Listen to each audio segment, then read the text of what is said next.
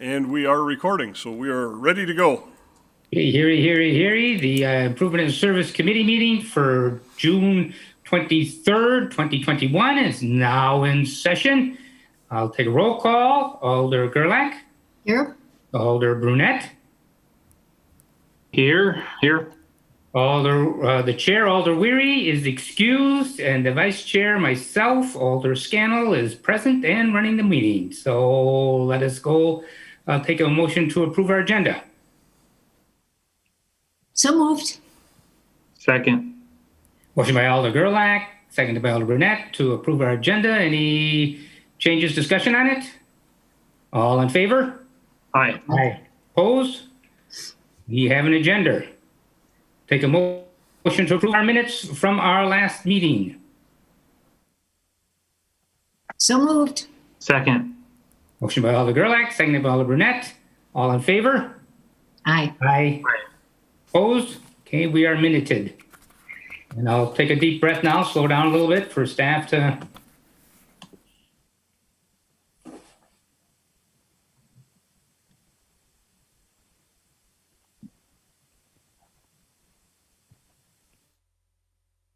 Ready, Jim? Yep, Jim's ready to go.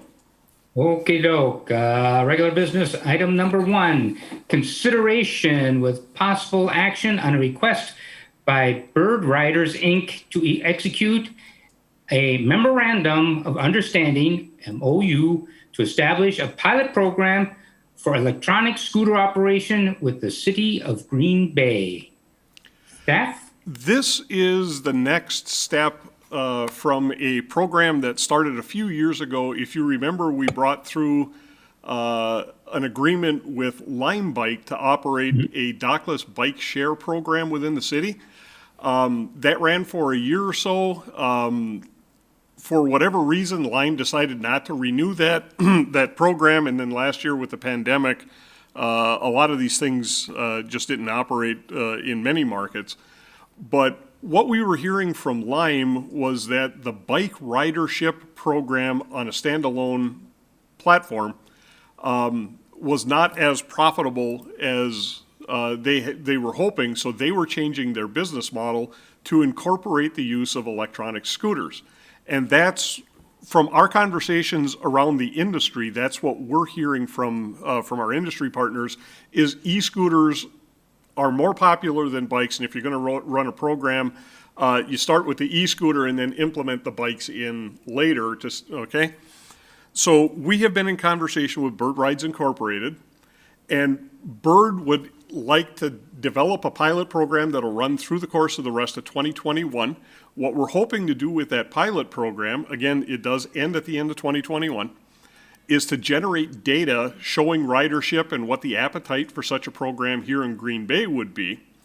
And then we could potentially put it out for RFP in 2022.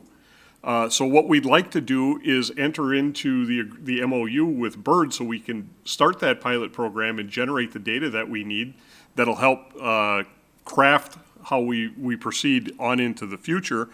And then if we establish the pilot program, we will need to amend our ordinances to allow e-scooters to operate within the city, which will be the next item that we'll take up on the agenda. So we've included a copy of the MOU in your packet. This is very, very similar to an MOU that they executed with the city of Appleton recently. So we've got a couple of municipalities here in our area who are investigating very similar items. Okay, any questions from the committee? Alder Gerlach. I have lots of questions. Oh my. I read the whole thing, and I mean, of course, I didn't know about that bike thing in the past because I don't think I lived in Green Bay. A lot of questions, and I've put them in the order that they go through the MOU, if that will Sure. help. I'll try not to take up too much time, but I really think it's important. First of all, I was surprised to see this coming to INS because it seemed like a recreation thing.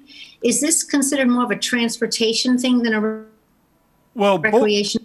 Both because a lot of what the scooter and e-bike program, one of the big focuses or points of emphasis for these types of programs is what's referred to in the industry as first mile and last mile travel. So there are other modes of transportation which can get you the longer distance, but that first or last mile of your trip oftentimes is by foot, and that's where this type of an application really excels.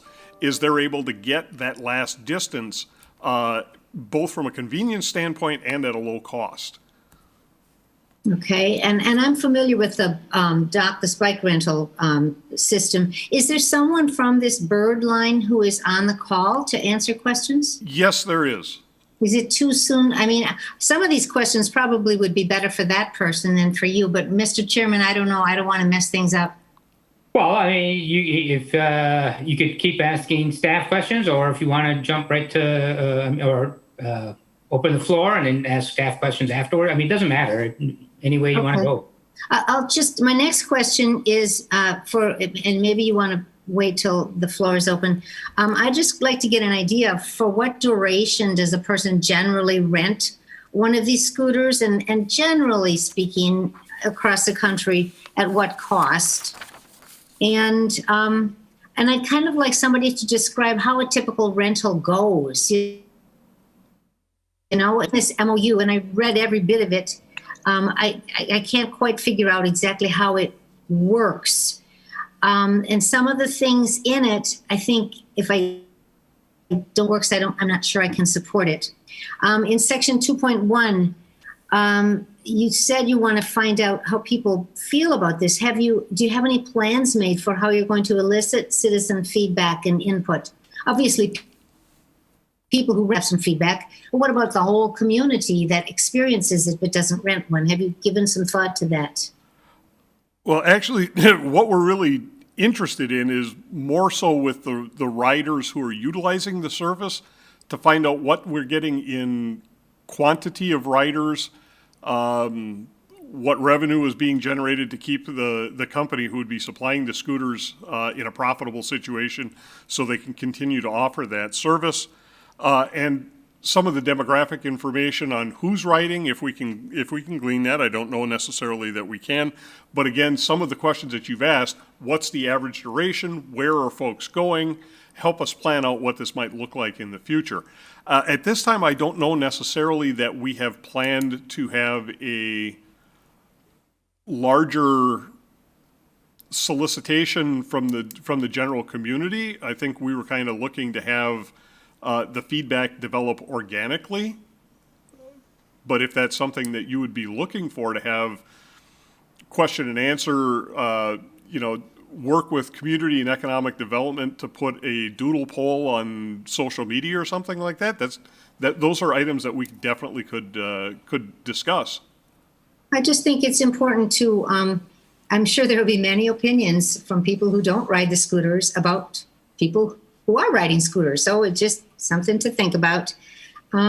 Also, at some point, maybe when we hear from the representative of the company, I'd get some idea of just a general idea of what this operations manager will do. Because there are so many things, I assume the rental is kind of online and pretty simple, kind of takes care of itself. But there are things like, bikes that are parked in the wrong place, or bikes that have to be fixed, or the submerged bike that has to be pulled out of the water and that sort of thing. And I'm just wondering if that one person is going to be responsible for everything. But just something, I guess some of these are just things that I would like somebody to answer at some point before I vote. Another one is about the instructions for riding and renting and parking. I wonder if they're going to be in any other language other than English. Because I wonder if they're not, if that's going to look of who will be using the scooters. Another thing I found a little confusing is I think it said it has to be operated only in city limits. So, but is it just parked only in city limits or operated? I'm thinking of somebody who comes to town for a Packer game and they're zooming along on their scooter, and all at once they're in Ashwaubenon. Are they going to go to jail now because they took a scooter?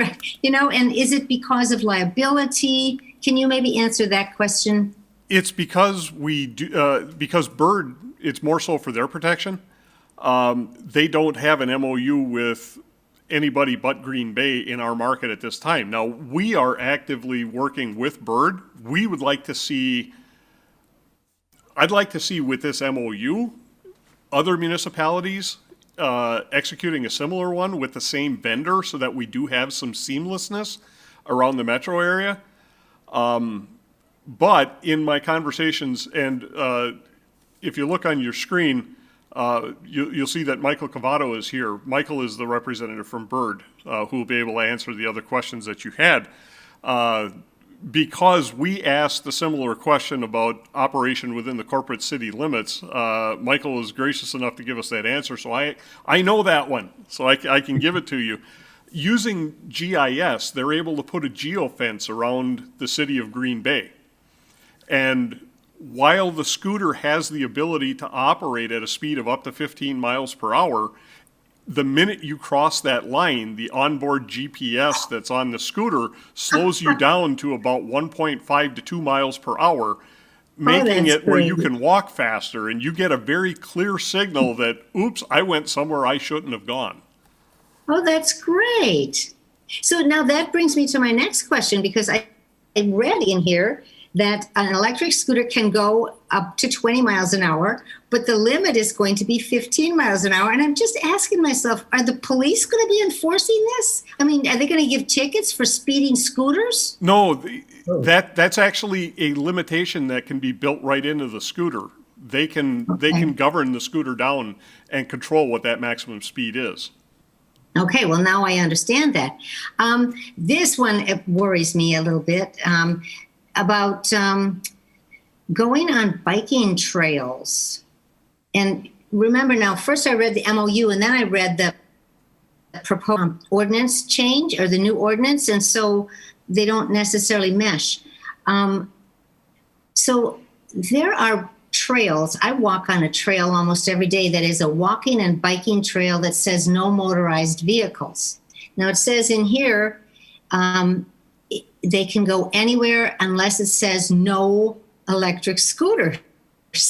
So what I want to know is, are these electric scooters going 15 miles an hour going to become zooming up behind me and my little dog on a trail that says no motorized vehicles? They are not a motorized vehicle. They are governed I as knew you would say that. They are governed as an e-scooter, which is why, and Deputy Attorney Bungert is on with us, so she can correct me if I misspeak. The way the state has approached this is that e-scooters should be regulated same as bicycles. Okay, so where bicycles can go, e-scooters can go. Correct.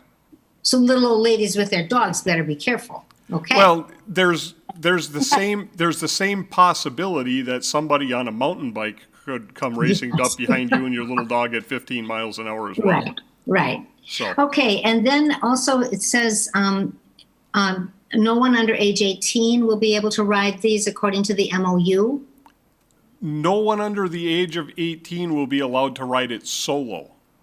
Okay. So because it's an app that is utilized to rent, and the app is going to have a credit card, a method of payment associated with it, somebody under the age of 18 is not going to have that wherewithal. So, and both Joanne and Michael, when we open the floor, you can correct if I'm wrong on this, but I seem to remember the conversation. We don't want the ordinance change nor the MOU to prohibit families from being able to have recreation time together. So as long as that person, that minor, is with a responsible adult family member, they'll be able to ride as a family group, just not somebody under the age of 18 by themselves.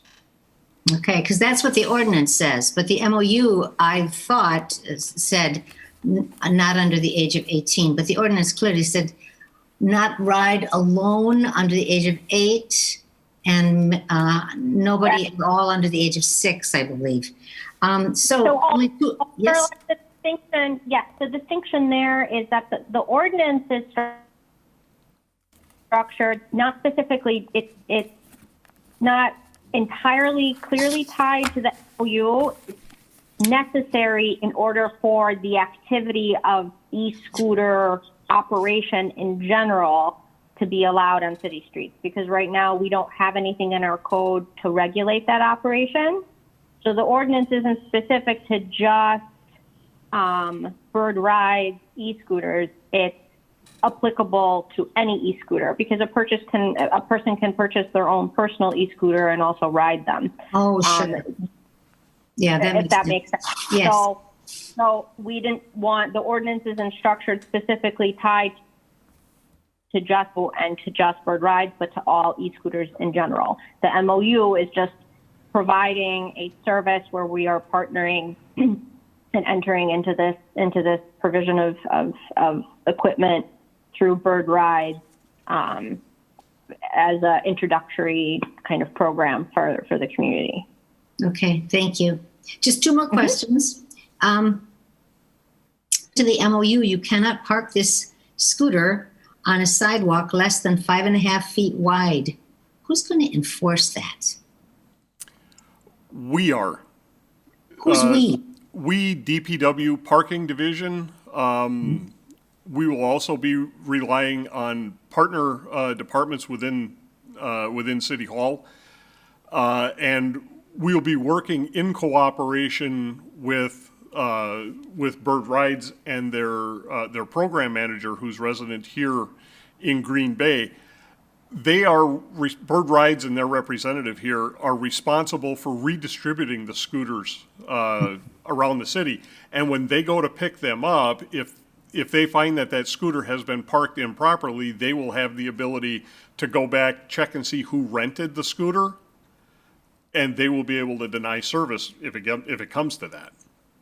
Okay, thank you. And my last question, I don't see that there's any expense to the city MOU. Is that right? Correct. Okay. Thank you. Why don't we open the floor and get Mr. Cavato? Did I say that correctly? Say it better than I do, Mr. Chairman. I think he could probably answer a bunch of the questions that your barrage there of, you might have to go through them a little bit again. Motion, open the floor. Whoever wants to speak, they can speak after him. Okay, motion by Alder Burnett, Second. second by Alder Gerlach. All in favor? Aye. Aye. Opposed? Okay, the floor is now open. Mr. Cavato, if you could state your name and address and try and answer a few questions. Absolutely. And make any statement you wish to. Thank you very much. My name is Michael Cavato. I'm with Bird Rides Incorporated on the Revenue and Partnerships team located at 406 Broadway Avenue, unit number 369 in Santa Monica, California. Alder Gerlach, I think you raised a number of very interesting questions, and certainly I think I have some answers for there. Mr. Grenier answered a lot of them very, very well, so I appreciate that. Thank you. You asked initially about the average duration of a ride. We typically see that as around 15 minutes, although that does vary from community. Typical distance is between 1.5 to 2 miles. It is really ideally optimized for a trip less than 5 miles, which is about what 60% of the trips within the United States are that are taken fall under. So certainly there is a lot of opportunity to see this as an alternative transportation option. In terms of the cost, our pricing structure is $1 to unlock the scooter plus a certain number of cents per minute, depending on how long the user uses the scooter for. Generally speaking, for an area the size of Green Bay and what we would anticipate, your rough average cost would probably be between $5 to $6 to get directly from point A to point B quickly, efficiently, cleanly, and frankly, with a bit of an element of fun. So certainly some advantages in that respect. In terms of the rental process itself, under most circumstances, an individual will download a mobile application onto their smartphone, see one of our scooters throughout the community, scan it to unlock it, or via the map functionality within the mobile application, scan it to unlock it, take it where they need to go, hit a button to end their ride. When they do hit that button to end their ride, they are required to photograph the scooter to prove that they have parked it appropriately. We have a real-time AI feature that can detect whether a scooter's in frame during that photo. So if somebody tries to pull a fast one, snap a photo of their feet, the system will actually kick them back until they photograph the scooter itself. It's one of the ways we can help with some of that parking enforcement, but I'll come to that in a minute. Before I depart too far from the pricing aspect, I do want to make sure I mention our community pricing program. It is probably the most robust within the micromobility industry. It is 50% off for those who qualify due to socioeconomic challenges, 50% off for veterans, 50% off for senior citizens. In addition, we have our Bird Access program, which is $5 per month for 30 minutes per day on a scooter at no additional charge, which should be more than enough to get somebody to a grocery store and back that's a few miles away.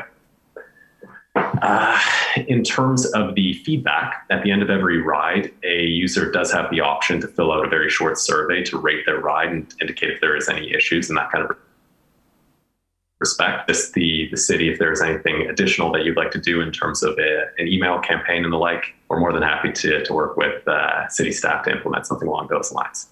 I believe the next question that was left unaddressed was what our fleet manager will be responsible for.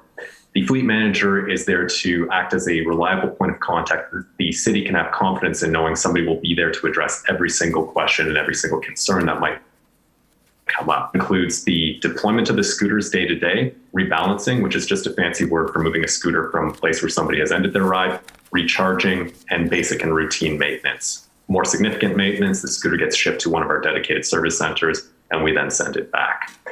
What that means is that we will be checking on every single scooter throughout the day, multiple times per day, usually once every couple of hours, to proactively correct any issues if indeed there are any.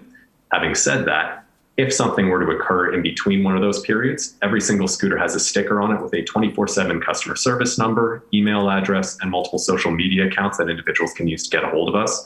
We're also the only company to offer a functionality that we call community mode on our mobile application, meaning if you'd like to download our app, never be a rider, you can still scan, photograph scooters, and report issues directly to the local fleet manager. For the sake of clarity, I would envision that our local fleet manager will actually be a small team of individuals to ensure that we are very high touch in the day-to-day maintenance of the and management of the fleet. For riding, renting, parking, those sorts of things, we have the app available in several dozen languages, actually. Indeed, we also have a partnership with a real-time text translation service that can cover about 300 languages in the event that we have a customer support concern that is not available through one of our native speakers. Mr. Grenier answered the questions around fencing, so we can control where the scooters go. As a follow-up to that, you mentioned the trails. Certainly, we want to make sure everybody has a comfortable experience on the trails. And one of the benefits of an implementation like this is the city will have a relationship manager that all city staff can come to on a day-to-day basis if there's ever any questions. We can dynamically impose slow zones on the trails if it is becoming a concern that reduces the maximum speed from 15 miles per hour, say down to 12 or even 10. So certainly we can create an environment where everybody feels comfortable and nobody with their dog has to dodge anything zipping past them. Parking and enforcement, I believe Mr. Grenier addressed, but I do want to stress, we intend to be incredibly proactive, and that is what our operational model has been designed to do, to address the concerns that do come up prior to any kind of report coming into the city. Having said that, we'll provide contact information to all of the relevant departments, the police department, public works, so that if for whatever reason somebody calls into them instead, it's simply a matter of providing a telephone number so that we go out there to correct the issue and don't put any additional strain on city resources. And I can confirm there is no additional expense, no subsidy, no financing that we're looking from the city of Green Bay. I believe I answered all of the unaddressed questions, but I'm more than happy to speak to anything that I might have missed. Thank you so much. I would hire you in a heartbeat to represent an organization. That was superb. I just have one last question. So is there a limit to how long a person can rent this scooter or keep it before, they keep paying for it and before they lock it up and leave it? The limit would be until the battery actually discharges. There is a secondary battery on it so that we can still keep tabs on the scooter itself if somebody discharges the main battery. Having said that, there are notifications that do pop up on the individual's smartphone if they are using it for an extended period of time. Pardon me. Additionally, there is, knocking things over here. Additionally, there is, I'm sorry, I lost my train of thought. Oh yeah, notifications that will come up if somebody is using it for an extended period of time to ensure that nobody is running into any kind of issues. Thank you. Awesome. Worried there that maybe you're having an earthquake. You're coming from California. Just smile fat thumbs here, unfortunately. Yeah, I do have a couple questions. How many scooters do you plan on operating within the city? The MOU states a cap of 100 and the discretion of the city to increase beyond that if the utilization justifies it. Our experience in other Wisconsin communities has indicated that there's a significant demand. So certainly it's a potential for a city the size of Green Bay that it might be justified. Okay, so you will start right at 100 then. Okay.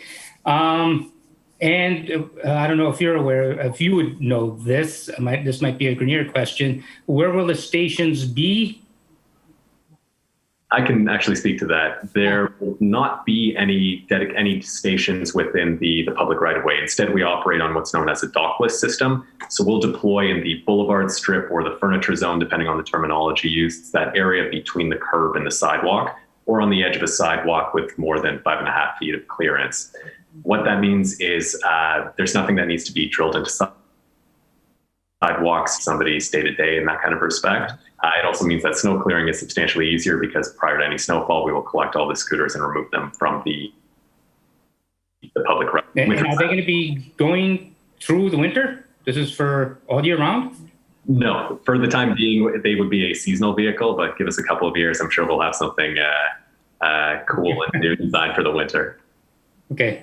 So this will go till September, October-ish?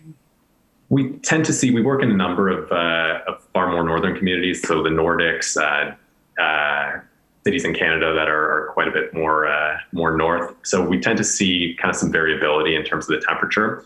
We won't deploy if there's any hazardous weather, but considering that people from Wisconsin tend to be a bit braver than people from Southern California, we might see utilization all the way into November or the like, as long as there's no snow on the ground.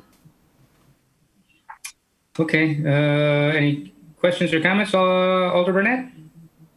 No? Good.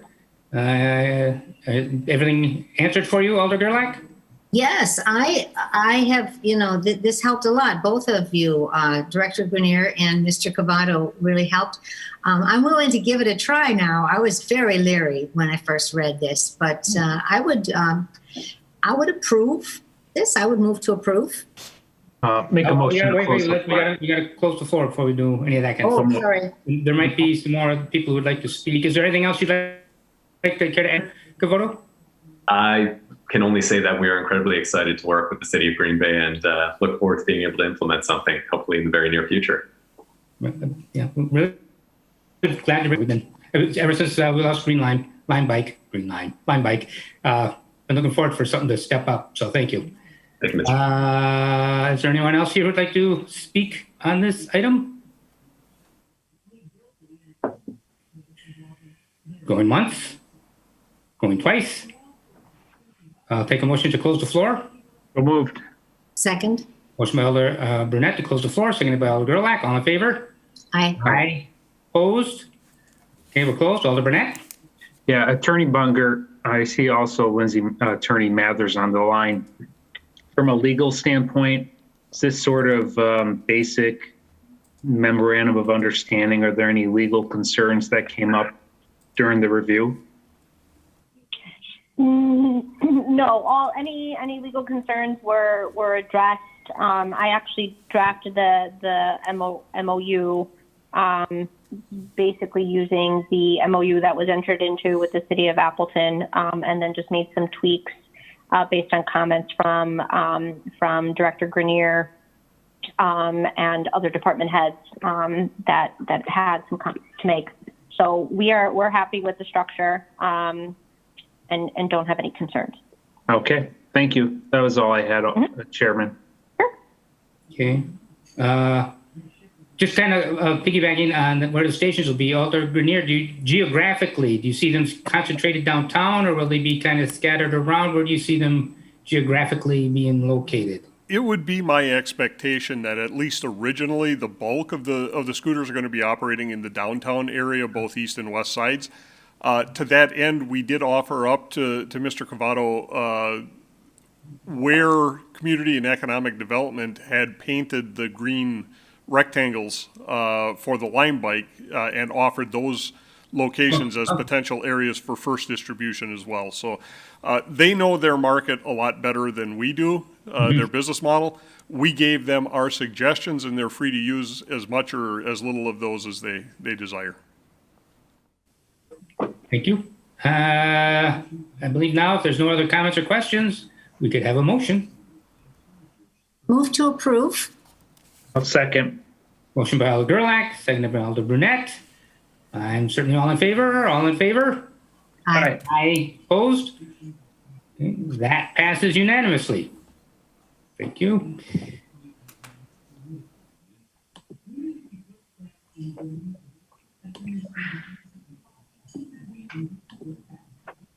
Okay, we're ready. All right. Item number 2, consideration with possible action on a general ordinance 17-21 to create section 40-139 Green Bay Municipal Code relating to electric scooter regulations. Gee, I wonder what that's all about. Staff? And as Deputy Attorney Bungert had identified earlier, we do not currently have any ordinance regulating the use of e-scooters in Green Bay. There are folks, I know even in my neighborhood, I see folks riding by on these electrified scooters, and generally speaking, the ordinance language significantly mirrors how bicycles are regulated within the city. So Deputy Attorney Bungert was responsible for crafting this language. She is available to answer any specific questions that you may have. Questions, anyone? Comments, anyone? No? The Okay. one thing that I am going to bring up, just so that we're aware of it, because of the meeting schedule, as it pertains to council meetings throughout the course of the summer, with having no meetings in July, it is our intent to bring this forward, should it be recommended for adoption tonight at committee. The ordinance language will be brought forward to the council meeting next week as a first and final requiring supermajority. That way we can get some meaningful data instead of having to wait until August. Yep. Excellent idea. Love that supermajority. There was just one question I was going to ask, kind of related. I mean, at one time we had kind of discussed mobile, sort of like go-karts or the golf carts. Is that something that this might segue into eventually, maybe perhaps? Is this something that we should kind of maybe look at again? I don't remember how that all panned out exactly. I can jump in on this one if Okay. nobody minds. No. Attorney Mather, that one was before PMP and it was put on hold at the request of the person who brought it to the committee, and it never got brought back. So that's where it is as far as status is on that communication. It also is an entirely different type of vehicle than these recreational vehicles that we're talking about. And the issue there was whether they should be allowed to actually drive on the streets. So it's really an entirely separate issue from the scooters or e-bikes or those kinds of modes of transportation that you guys have been discussing. Okay. Well, the scooters should be on the street too, correct? We don't want them on the sidewalks, correct? Yeah. Yes, but they're intended to be used more as like a traditional vehicle than the scooters would. I mean, I understand you can use a scooter to get from point A to point B, but I hope you know what I'm trying to say. I think I do. I mean, Okay. a scooter can fit in a bike lane. I'm not sure if a golf cart can, and that would make it a different kind of vehicle road.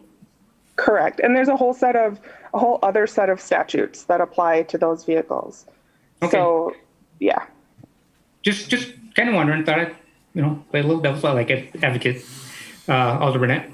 Yeah, real quick on the golf cart, that was actually a constituent of mine who brought forward the idea. I did talk to him about a year ago, and due to COVID, he didn't really think that was needed to be brought forward. It wasn't pressing. So I'm going to follow up with him to see if he wanted to continue that conversation. So that may come up again.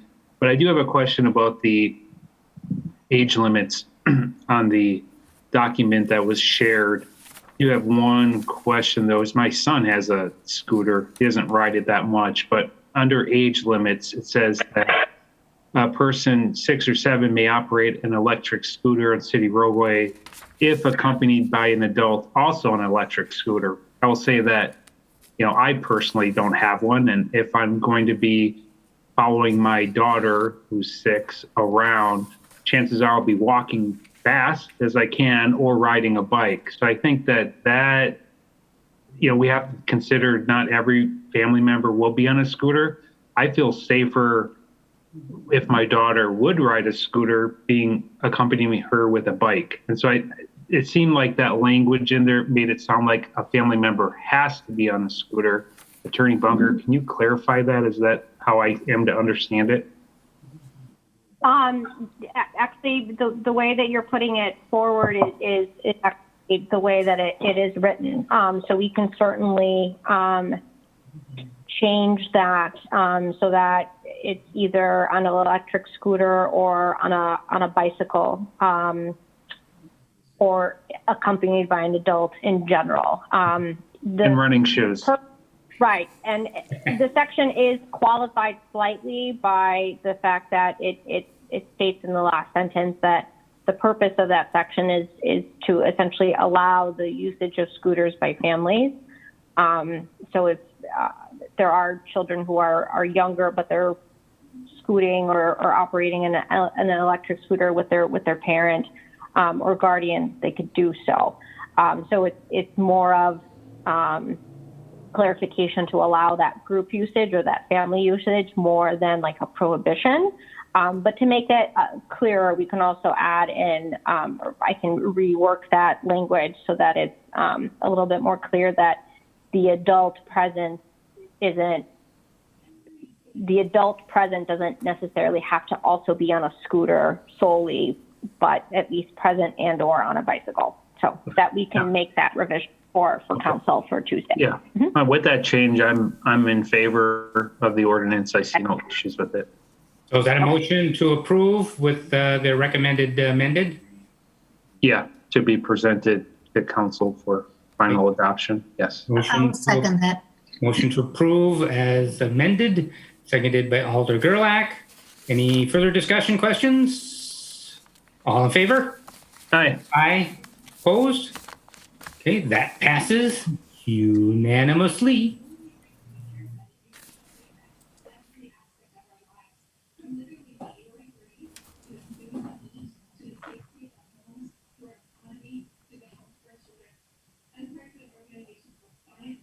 Okay, we're ready. On to item number 3, consideration with possible action on granting easements to AT&T and other public utilities for installation and infrastructure work in the public right-of-way, specifically, but not entirely, in the area of Parkwood Drive, Fawn Lane, and Packerland Drive. Staff? We would actually defer this to Alder Burnett, who submitted. Alder Burnett then, okay. Yeah, thank you. I'll give a brief high-level understanding of the issue. Some of the council members were also included on an email from concerned residents in that specific area about AT&T doing some work. They were installing, I believe, fiber optic lines, and they were installing above grade. There are many concerns that the neighbors had, primarily the lack of communication from multiple perspectives. And they're feeling that they should have been notified if a permit was granted to AT&T. And so Public Works and Mayor's office got involved. I actually met about a dozen or so residents out there about a month ago, and AT&T, to their credit, worked out a fairly good resolution. But again, it was a good resolution that our Assistant Director of Public Works presented to me, but AT&T didn't communicate that to the neighborhood. So there was, again, additional frustration. So the reason I'm bringing it forward, one is to give the residents avenue to express their concerns and how we can prevent this, but also for the committee to understand when AT&T or any other entity, and please don't, I hope AT&T is not offended by me using them by name. It just happens to be the company that was doing the work. How can we prevent how can we ensure that the public is well notified for things that, while it occurs within the public right of way on city land, it does affect the person's property? So that's just a very basic explanation of the situation. I guess I would let Director Grenier respond to that, and then I would like to make a motion to open the floor, because I see a gentleman here would like to speak to the committee.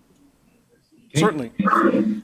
There are a number of regulated utilities in the state of Wisconsin, and by regulated, I mean that they are governed by the Public Service Commission of Wisconsin. Most of the utility service providers that we're accustomed to here in the area, your Wisconsin Public Service Corporation, Time Warner, or Spectrum as a telecom company, AT&T, any of your or cellular companies, those are all regulated utilities. Those regulated utilities operating under PSC approval and regulation have certain statutory authorities and certain statutory requirements that they need to meet. Provided that they are meeting the statutory obligations that have been set forth, they have one of the rights that they are granted under state statute is a right of occupation of the public right of way and any recorded recognized utility easements that they are party to. So as long as they are operating in a manner which is consistent with the industry standard for their industry, they are allowed to go ahead and locate those facilities within the public right of way. There is an opportunity. The city can impose requirements above and beyond what are the industry standards, but under PSC 130, the city then bears the financial obligation of the upcharge required. And this is one of the areas where it's, the law department is gonna be listening to what I say very closely. We also cannot discriminate when we enforce that type of an obligation on somebody. So, for instance, if we have a historic neighborhood, okay, and because of the historic nature of that neighborhood, we don't want something above ground, so we're going to force an AT&T or a Spectrum to put their splice locations, and that's what we're talking about. It's the location. 90% of the infrastructure that was put out there as part of this project is underground. It's the splice locations where the main line provides the service feed to an individual residence. Those were put into above ground pedestal type mounts as opposed to a flush mount underground handhole location. We could not, for instance, require that nothing above grade be present in a historic neighborhood, but then allow it in my neighborhood on the far east side, which is not historic. That would be a discriminatory practice against my neighborhood. So if we're going to do it, we have to be prepared to do it everywhere and for everyone who asks. That's a financial obligation the city cannot make. So we're not going to request that somebody do something outside of their normal industry standard business practice. And what was done over here, AT&T came to us with a plan to do a fiber upgrade to service the neighborhood. Everything was being done in accordance with industry standards. As a result, they met their statutory obligation. We have no choice. We have to statutorily grant them that opportunity because they have that right of occupation within the public right of way. I understand that residents in that area have some frustration relative to notification. Simply stated, that's a concern that they have with AT&T. That's not a city issue. We're not the ones who are putting that facility in. When we do a project in the neighborhoods, all of you alders should be very aware of that. We send out letters ahead of time. We have public meetings talking about it. There's no requirement for a utility company to do that. So if the company decides to do it, that's fantastic. We would strongly encourage them to do that, but there's no obligation for them to do that.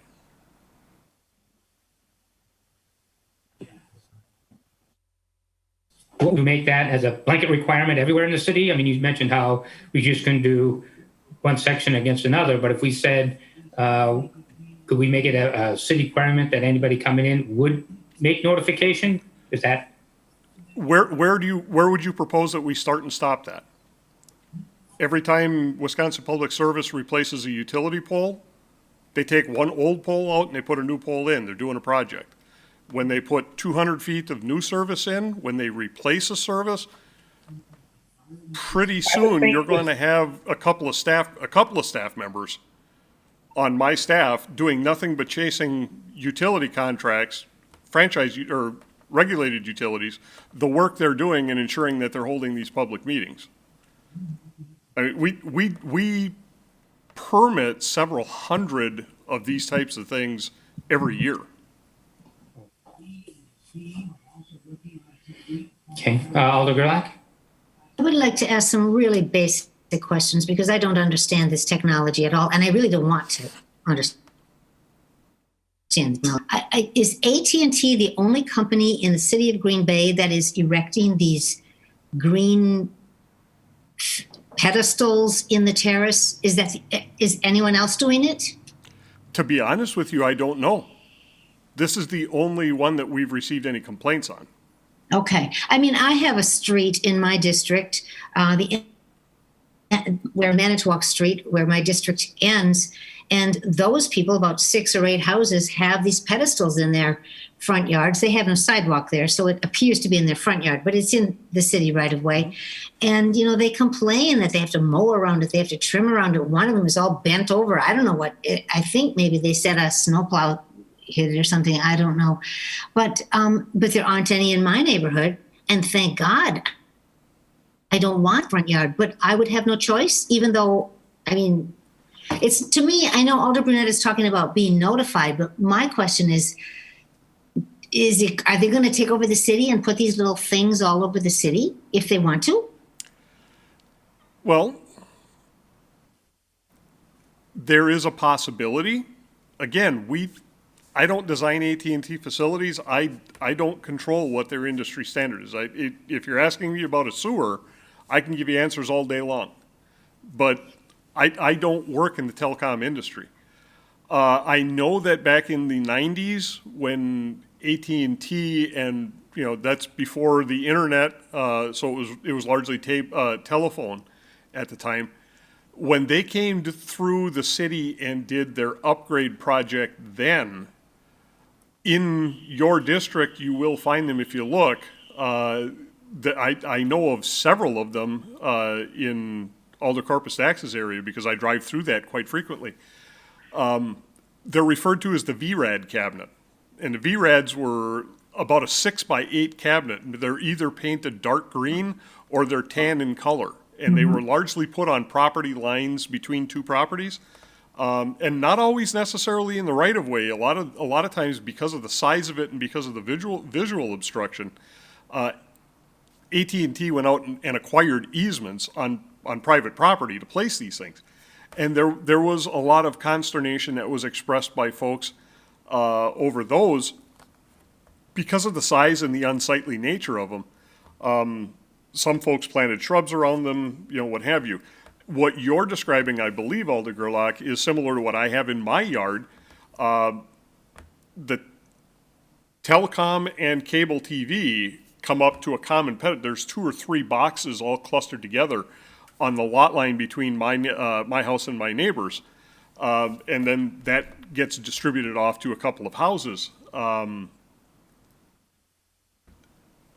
Yes, that type of an approach is an option that each of these companies have.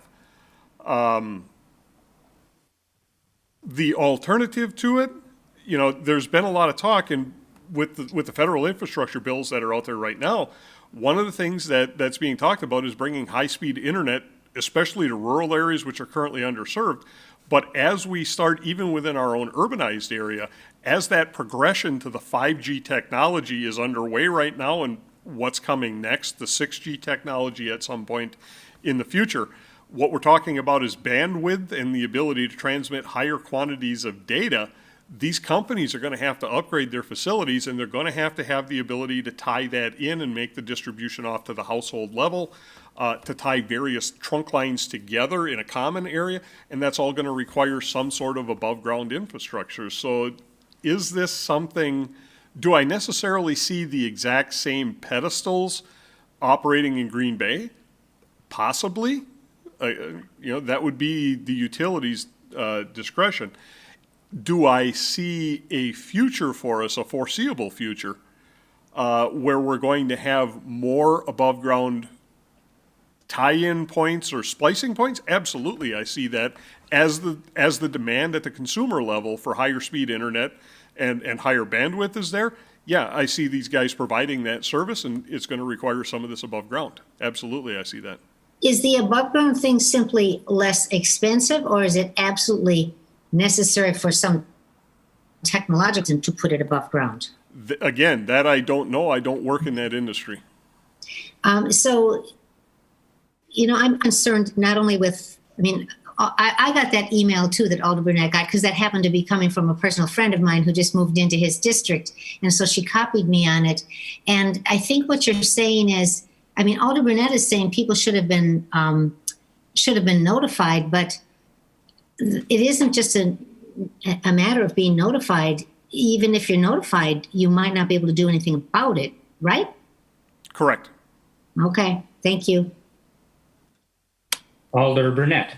Yeah, thank you for all those comments. A bit of a sin of omission on my part when I was explaining the situation. The lack of notification, that was part of it. But the fact that the neighbors, grouped together, put some public pressure through the media and also to the council, the mayor's office, I believe the attorney's office, Public Works, they were able to get AT&T to concede.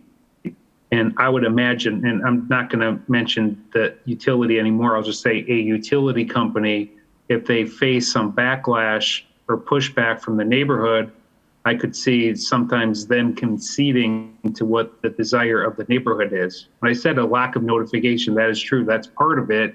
But the other part is that the group of citizens that assembled around this issue were frustrated with their connections or conversations with the city. Several of them have stated that they were asking the city for the permit. Like, okay, if you're telling us that this is permissible and the PSC says that it is such, where's the permit? Where's the documentation that the city signed in order to do the work that, while in the public right of way, is directly in front of my home? And I think that was the frustration. So the reason I brought this forward, although this situation was a success, at least as far as I'm concerned, we don't know what the end result will be, because I believe the utility company will begin work this week or next week to finalize the project. I think we ought to discussion, because when a utility company shows up on a street and has 10 to 20 properties starting, digging holes in the front lawn, we're going to be getting these sorts of emails and we're going to be seeing media reports. And I don't think from a public's perspective to be told, well, it's just the right of a utility and they can do what they want. We got to be prepared for that and have a better, documentation to give to them from a city perspective. So that's part of it. And one quick correction, it's actually not my district, Alderman Vanderleest's district. There's one or two properties that overlap with mine. So I would like to make a motion to hear from Mr. Jazar if he's interested in presenting to the committee his perspective on this. I'll second. So motion, floor by Alder, seconded by Alder Gerlach. All in favor? Aye. Aye. Opposed? Okay, the floor is now open. If you could just state your name and address and Sure. Jeff Jasgar, 2055 Fawn Lane. We had noticed the pedestals, they're all above ground. They're about 4 feet 4 feet high. We noticed them on a Thursday. We had a discussion about it on a Friday. We started contacting certain people on Monday because we hadn't received any communication that these pedestals were going to go up in our front yards, and they're basically every other house. You know, on every property line. So some houses could have 2 on their property lines, one might have 1. And so we were concerned about how that aesthetically was going to start looking in the community. So we ended up doing a little research, and we were aware that this was just a contractor that was doing it. It wasn't AT&T directly. I found a letter laying on by our front porch, and it indicated, you know, AT&T was doing this. However, AT&T has denied that they sent the letter. So a contractor was using AT&T as the business side of the notification that they were coming in to doing this construction. So we started doing some digging, and I guess part of our concern is, number one, this seems like new construction. They weren't replacing old lines, and that's what the letter indicated, that they were basically replacing existing structure. Well, if you're replacing in existing structure, you're using the boxes that are already present in the neighborhood. And so when we called the Public Service Commission, because the Service Commission has to go through a certain process in order for this to be new construction. Well, they said that they had never gotten any request and that they were not part of this process, because the public service go through a flow chart of communication and letting the public in certain areas notified of what is going on. So they never received any request. Well, what happened is then we reached out to the city to see what permit was signed and who was ultimately responsible for approving this type of construction. Well, we reached out, we talked to the news, and subsequently they've stopped the construction as of today's day. I still have not received a copy of the permit.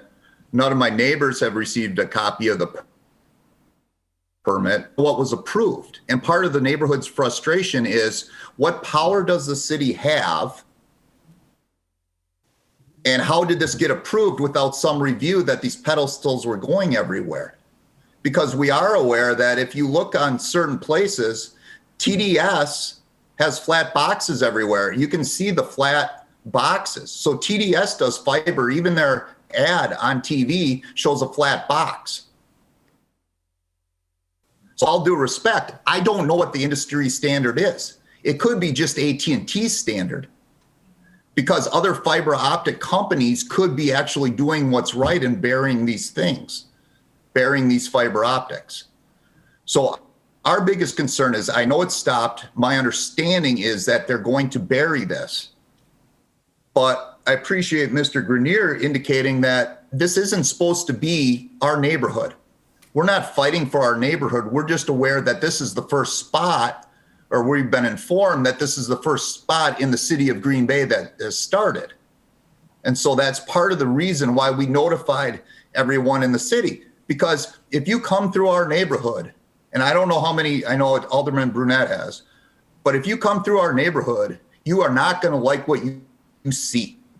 This is not just a couple boxes that are sitting back or a couple in your backyard. They're in your front yard and the street. All you see are these green boxes. And it's not just even on one side of the road. They're on both sides of the road. So all you see are these 4-foot tall boxes up and down the street. And so who should have more power? Like, what I don't understand is why the city of Green Bay, even though it's a public easement, can't force the utility to do it the right way. That's what I'm confused about. And that's what we haven't gotten answers on, is who ultimately holds the power. Our understanding is the city of Appleton has all flat boxes. How did the city of Appleton get all flat boxes, or whatever they're called, so that they're all surface? Our understanding is other communities are able to achieve flat boxes. So why cannot the city of Green Bay achieve those flat boxes? And that's what we're concerned about. And we want it for the whole city.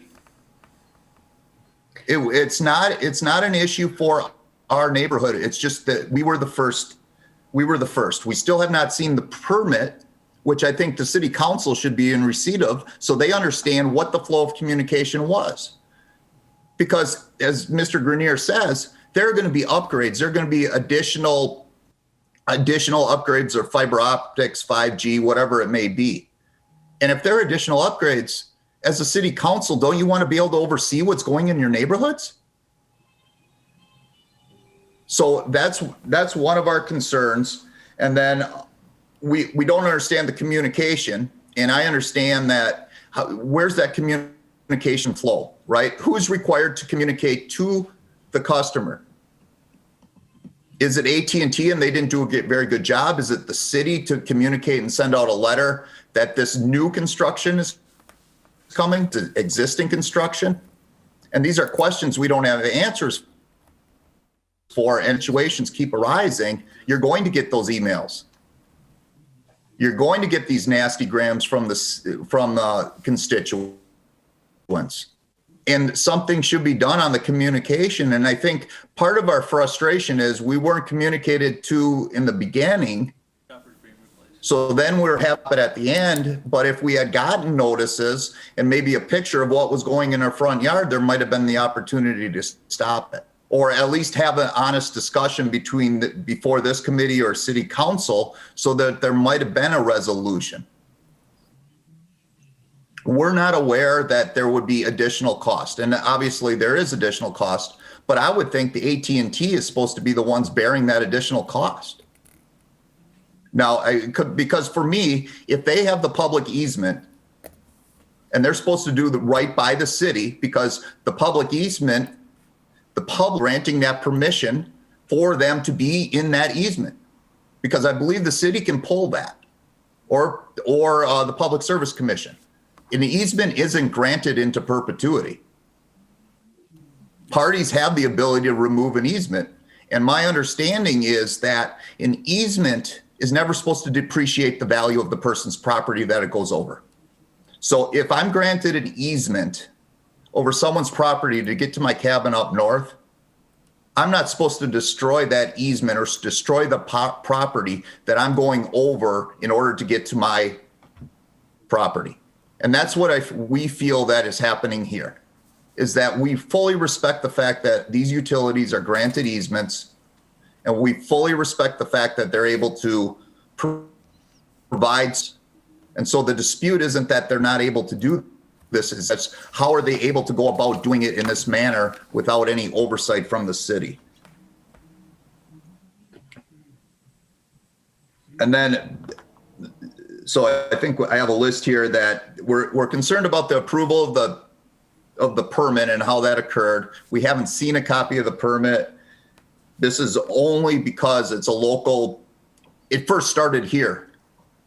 And that's our issue, is that's the reason we brought it up. And we want the whole entire Green Bay community, because we live here, we work here, we support Green Bay. We've lived here for 25 years, that we don't want pillars in everyone's yard. And I invite anyone on this committee or anyone on the city council to come through our neighborhood, and you'll see them and you'll be aghast at what you're seeing, because it just doesn't look right. And so I truly believe that the communication has to get better. And I do appreciate, my understanding is that AT&T is going to fix this, but are they just going to fix this in our neighborhood, or are they going to go through city wherever they have this easement and make sure it's done the right way? And so I'd appreciate that the oversight of the city council makes sure that it's done the right way. It's brought to the city council, they vote on it, there's some instruction given, because these big companies, they don't care. They're going to come in, do whatever they want to. They hire contractors. My understanding is that there are 2 or 3 different contractors. They probably bid on who can do it the cheapest. AT&T sitting in the middle of Texas, and they say, hey, go ahead. And the next thing you know, our yards are ripped up and some guy's driveway is all busted up because of the construction company. And there's no oversight from AT&T. And then AT&T throws up their hands and says, oh, well. Or the city of Green Bay. And the other issue is we don't know how Ashwaubenon and De Pere are My wife just told me to say this. Ashwaubenon, De Pere, Swamico, Howard, are they going to handle it the same way? Are they going to want pillars in every corner of their yards? So I really appreciate your time. I respect everyone on this committee. I know it's a significant debate, but I think it can be resolved. I just think I haven't figured out how the process is to resolve it, but I think it can be resolved for the betterment of the city of Green Bay. So I appreciate everyone's time. Any questions? Alder Gerlach? Just a comment. I just want to tell you thank you very much. That was very helpful, and I really appreciate it. I really got an education tonight, and I'm all in favor of looking into this and learning more about it and working with you and Alder Brunette to see what we can do. Well, thank you, but it is for the whole city of Green Bay. And we really want it so that the whole city, when I'm driving over on the east side or driving in another neighborhood, that it covers the whole city of Green Bay. And who knows, it could impact Brown County at some point too, right? So is he doing certain easements a certain way versus the city of Green Bay? And is there going to be a conflict in the future? I don't know. I don't know all those answers, but I appreciate you listening to our concerns tonight.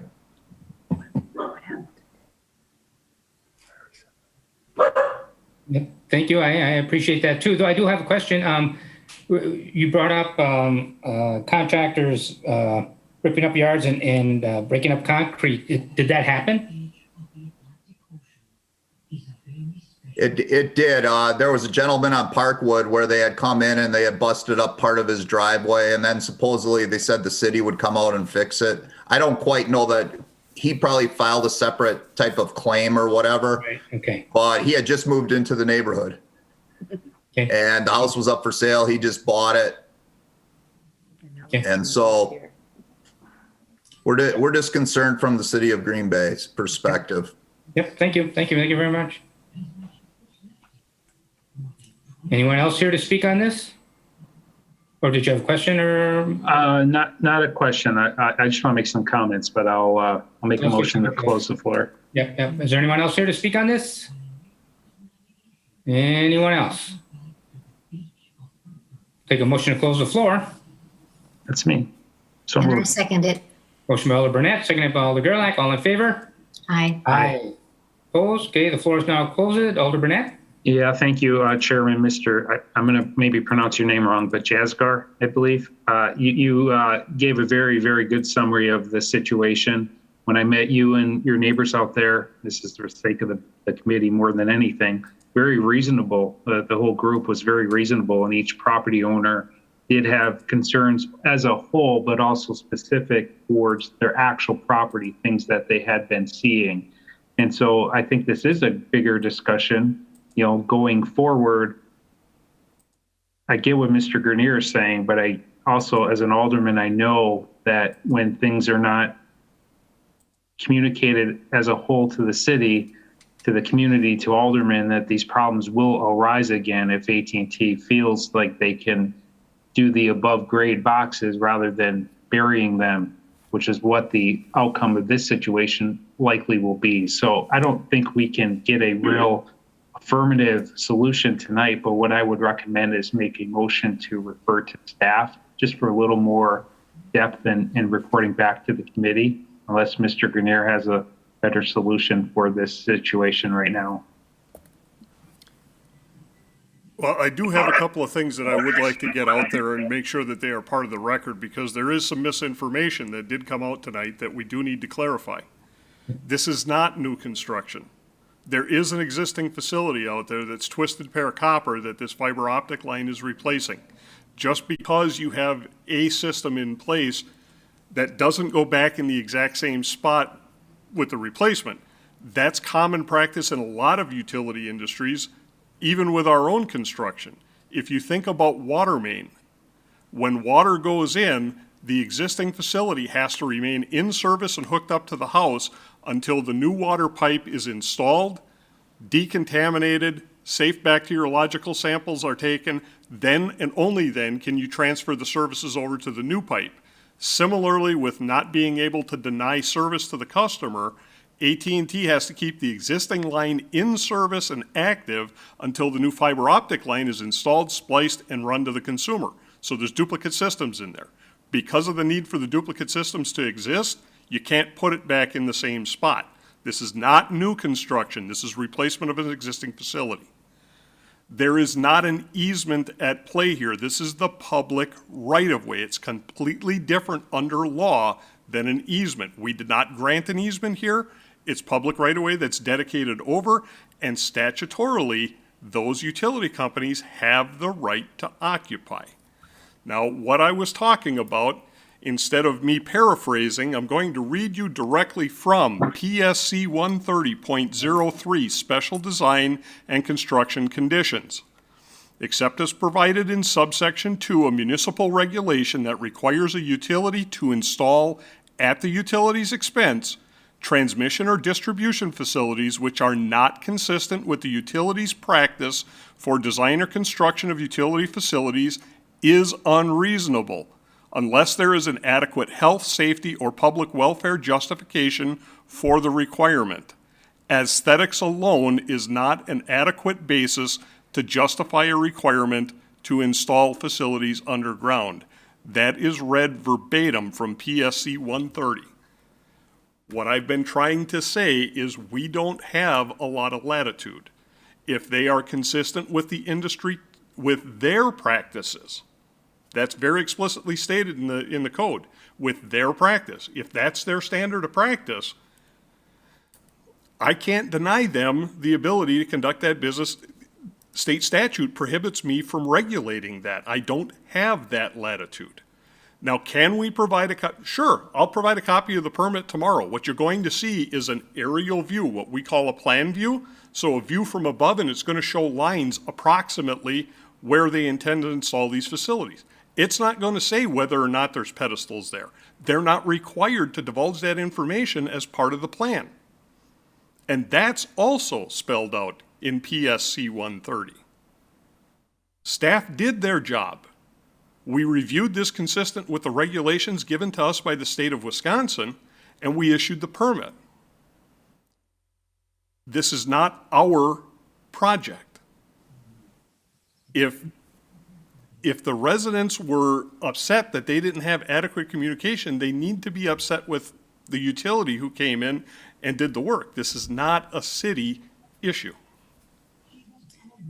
That's what I was afraid of. I remember with cell towers, we've had some problems, and that the state took away what authority we had in placing those towers, and it became, it's been due that someone they came in and placed them. I think the last one we had a big issue on was right by a school, and we had absolutely no authority at all to make any kind of change or any thing we can negotiate with the cell company to change that.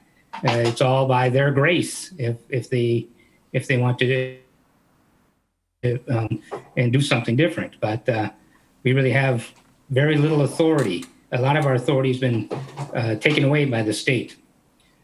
So, Alder Gerlach? Please, what is PSC? What does that stand for?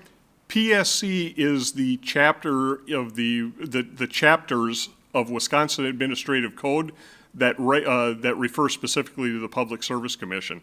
And PSC 130, the title of the chapter, PSC 130, is Municipal Regulation of Municipal Rights of Way. That's exactly what this is about. Okay. It seems to me that, as you just said, Alder Scannell, with the cell towers, there wasn't much you can do. On the other hand, how is Appleton managing not to have any of these pedestals? I think if we could just take this not from a position of blaming anyone, it's not anyone's fault. And we've just heard the statute. I mean, it's law.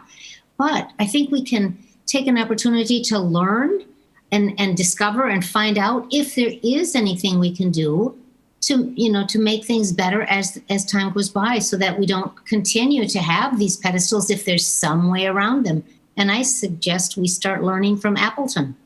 Right. I was going to suggest that perhaps the communication motion be to refer to staff to find out about Appleton, and I think there were a couple other communities mentioned. If indeed, I mean, is it true that they just have the flat ones, or is that just a rumor?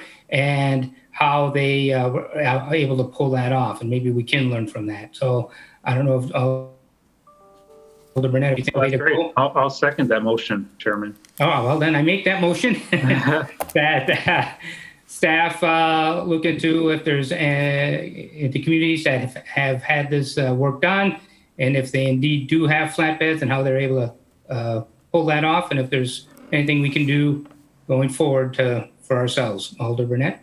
Yeah, and Alder Garrell, I thank you for that. I agree with you. I think sometimes, we all get defensive, and whatever our posture is, it's usually because of communication. And I don't think it was blaming anyone. It's just a whole bunch of things that happened that led to this point. And I try to bring this forward as a positive situation. Like, we really should talk about this, and I think we did.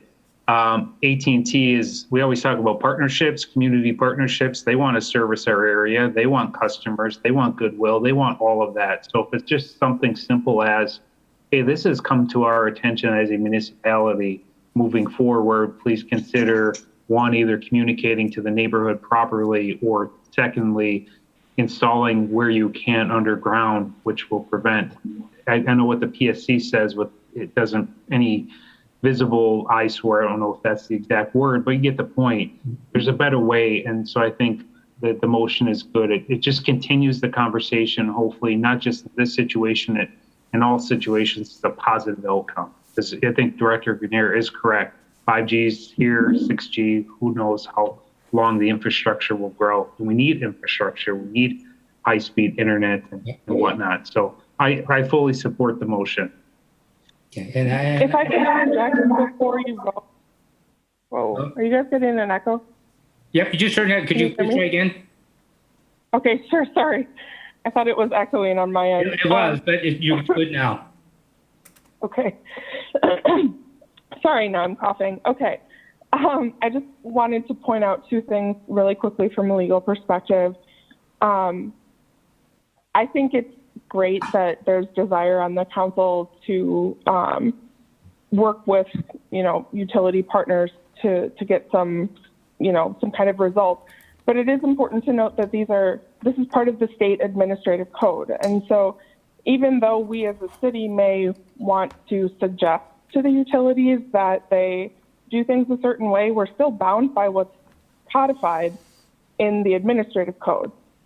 And so just keep that in mind with whatever requests are potentially made in the future. We still, even if we want to see things a particular way, we still have to make sure that we're complying with that state code. And it is important that it's a state code, because we can't have anything else that is in violation or opposition to what's been made law at the state level. The other thing that I wanted to mention is that in addition to easements, we also have some contractual relationships with some of the utility companies with cell phone towers and other things. Any suggestion by the council of potential changes that should be made in the interim could potentially affect the contract, like existing contracts or potential contracting in the future. And so I just caution you to make sure that what's being done is not only in accordance with the law, but is not going to put us in breach of any of our existing contracts. Okay, thank you. That's all. And I think just getting the information right now, we're not really prepared to do anything else. And it could very well be we just come to the point where we say, when they come to town, to the city, we just make the suggestion and beg and hope they listen to us, but we may not have any authority or anything for anything else. We'll see what happens with the information we get. Was there anything else? One more item. I would appreciate it if by the end of the week, all could submit to me a list of which communities in particular you want us to reach out to. Oh, okay. Well, I think Appleton for sure, and then I don't know if anybody else can think of any other ones. This is my concern, Alder Scannell. We always refer things back to staff and give the staff more work. To have a group of citizens that are very enthusiastic about helping. We have some alders that are enthusiastic about helping. I don't know how we can use that energy, but I just hate to keep always referring things back to staff and say, do more work, do more work. It's their job, and that's the way it's. We wouldn't want to farm this out. I don't think. I think we want to keep this within the city purview, within the city procedures, and I mean, yeah, work on staff. That's what we do as alders. But that's why we do want to be careful. We're not overburdening staff or we're being unreasonable in our requests. I mean, years back, I know alders have made some very political, crazy, time-consuming requests of staff that thank God we're not doing that anymore. I think this is well worth staff's time. I think it's well worth the city's time to take a look at this. I don't think we're asking too much here. We just want a ballpark idea of what's going on in other places and what's happening. I mean, it just could be that even that Appleton says, well, no, we've got some of the stand-up ones too. I don't know where people are saying that, and then we're whatever. We'll just wait and see. But I do think that this is not something we'd want to ask a citizen to do. And then, they get busy in their life and they can't get back to us for several months or whatever. This is appropriate for staff to do. And if staff needs more time, they can come to us and let us know. We can work with staff. This is typical.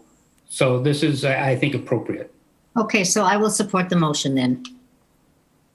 We have a motion, right, to refer to staff? I made a motion by Alder Scannell, seconded by Alder Burnett. Any further discussion? All in favor? Aye. Aye. Opposed? Okay, that passes unanimously.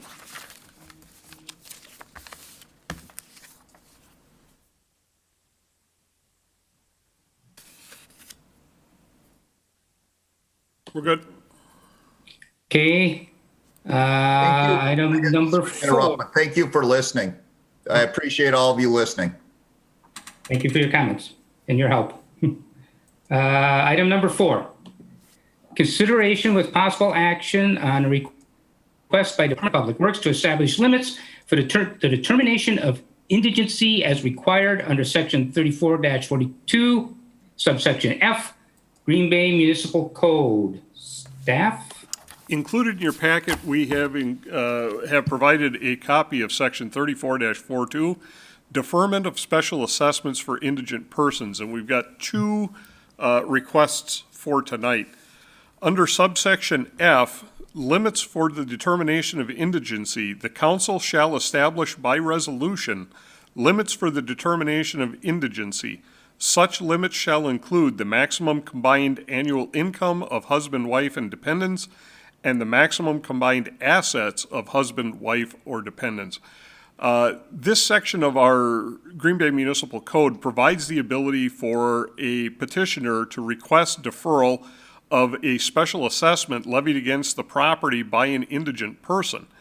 We have not revisited this section for the determination of indigency at least in the 13-plus years that I've been employed with the city. I was talking to some longer-term employees, one who's been with the city for over 30 years, and he doesn't remember in his tenure here the city council ever taking this up, yet we have the section within our municipal ordinances. So the reason it's come to the fore is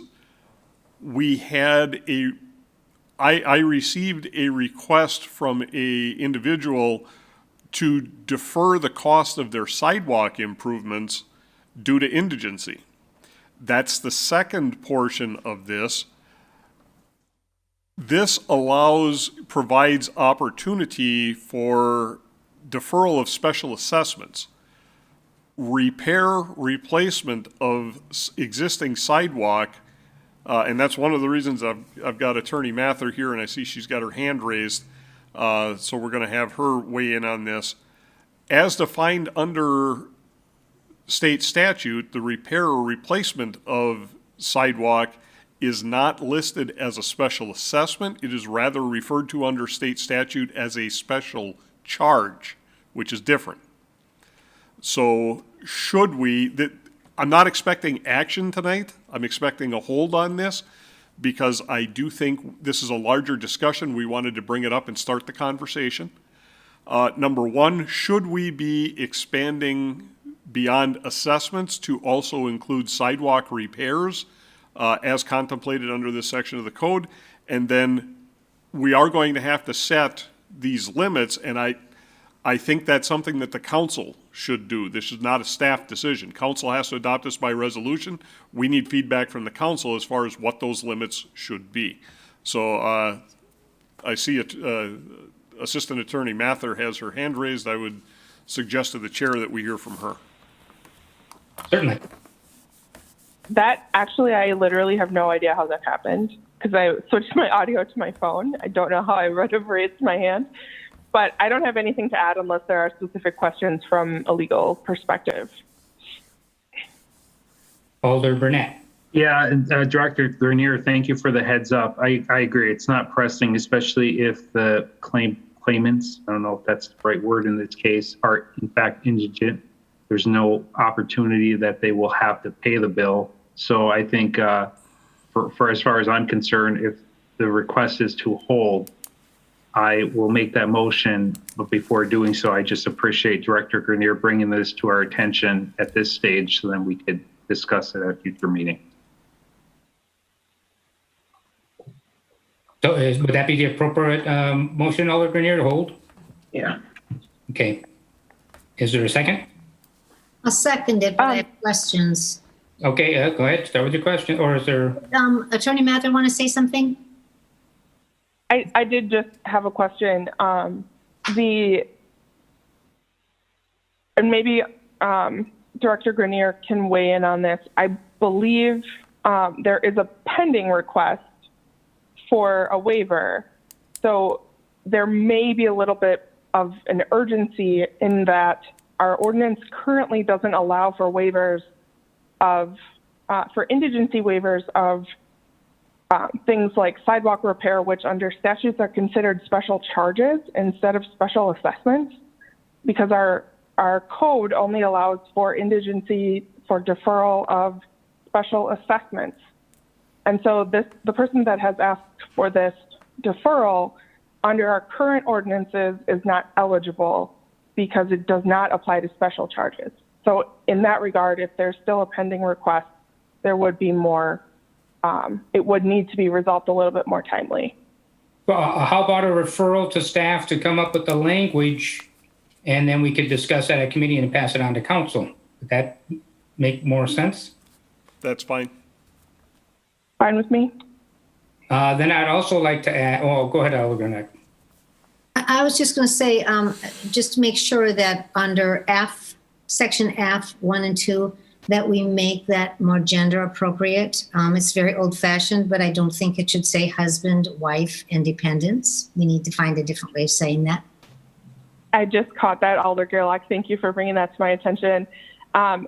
When I bring back a revised or proposed revised version of the ordinance, I will include that among the changes so that it just references both spouses and any dependents.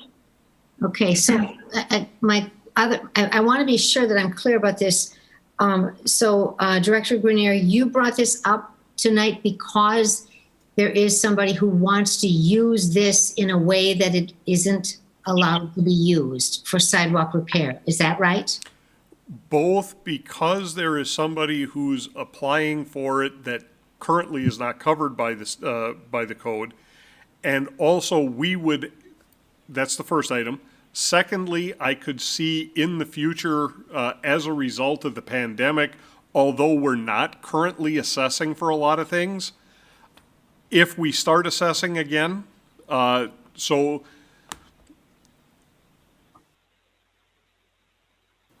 a type C, what we refer to as a type C street, a street that's being urbanized. In that opportunity, we would assess for storm sewer because those roads are typically being served by ditch section. And if we have somebody in that situation, they could then petition for, because that's a special assessment. Once we got the first request, determined that it's not applicable under code, we started digging into it and realized, my word, we haven't touched this in over 30 years. We probably should go back and at least have something so that if we have a situation where it applies, we now have the limits to compare against as well. So there's multifacets to this. Okay, because I have had a constituent, you know that my district is full of these sidewalk X's right now. Some are being repaired this summer, some are just marked for next year. And I have had a constituent actually use the term indigent with me, say, I have all these X's on my sidewalk and I don't know how I'm going to pay for them because I'm indigent. And this isn't a person that I know, but I just want to make sure that, as Attorney Mather said, that we have some way of addressing this now. Not just leave these people in limbo. It might be very easy for us to say, okay, they're indigent, so we're not going to expect them to pay anyway, but they might be losing sleep over that. So I don't know what the answer is, but we just need to make sure that we're not just saying to people, well, you'll hear from us in a month or two, when they're saying, you're fixing my sidewalk this summer and I don't have the money to pay you. And are you going to... I don't know what the answer is. Well, are we, and as we work through this, are we suspending collecting payments, or are we?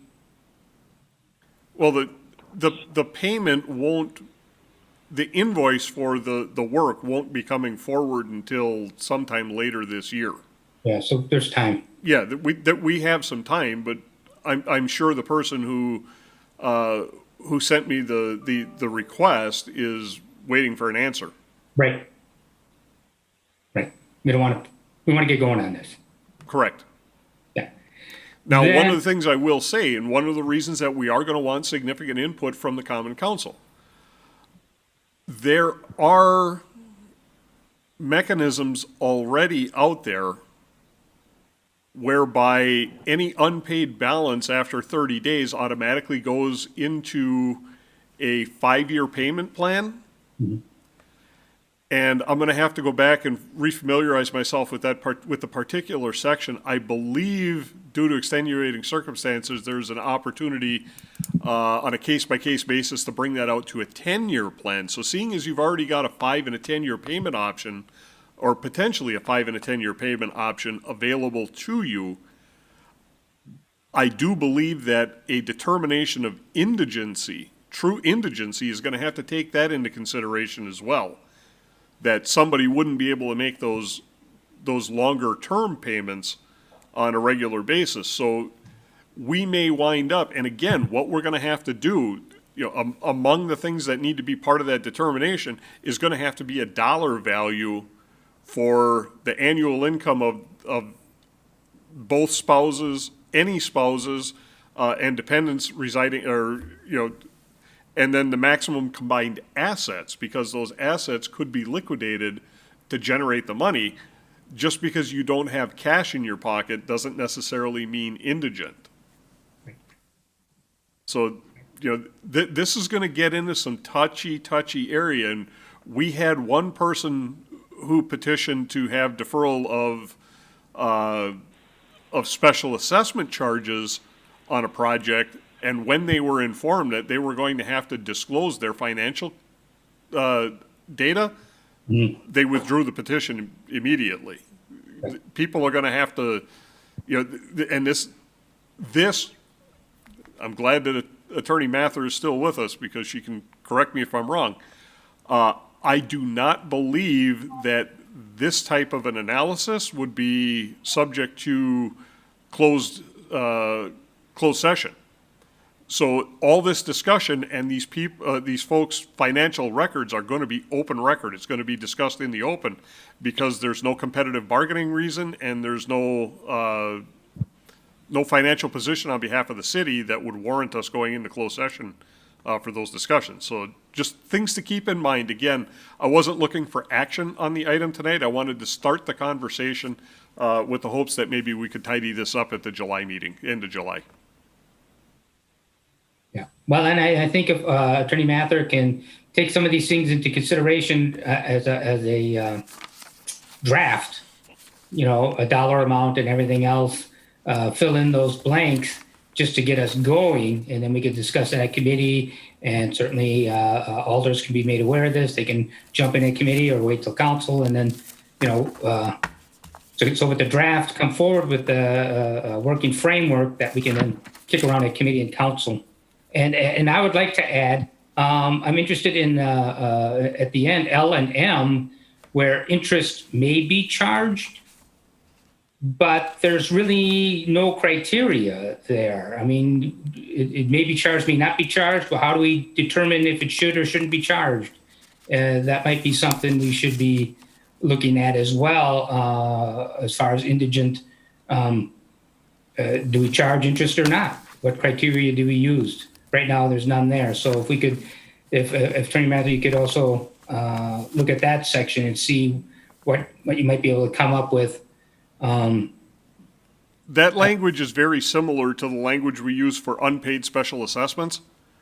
The interest would be charged, and what we would charge would be the borrowing rate plus 2%, which is the standard language that we approve every year for unpaid outstanding special assessments. The reason for that is if somebody is successful in their petition, the city is going to have to cover that charge until such time that the house is sold. The city's going to have to borrow that money, so we're going to have to pay the bonding rate, plus we're going to have the administrative expense that goes along with that, and state statute allows you to charge 2% for that administrative charge. So although it says interest may be, read that to mean interest shall be charged. And I wonder if we should change that then, so there's no ambiguity there, especially if anybody, indigent person is coming forward, they may try to want to make a pitch that they shouldn't be charged. If we are going to definitely charge, perhaps we should use the appropriate language for that then.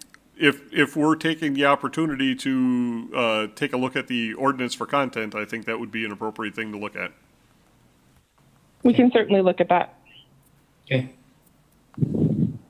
It sounded awful familiar, Director Grenier. I thought we'd had this discussion somewhat before. Okay, so Elder Gerlach? Last thing, I just want to point out, because I knew I had seen this in what I had read this afternoon, and yes, it's here.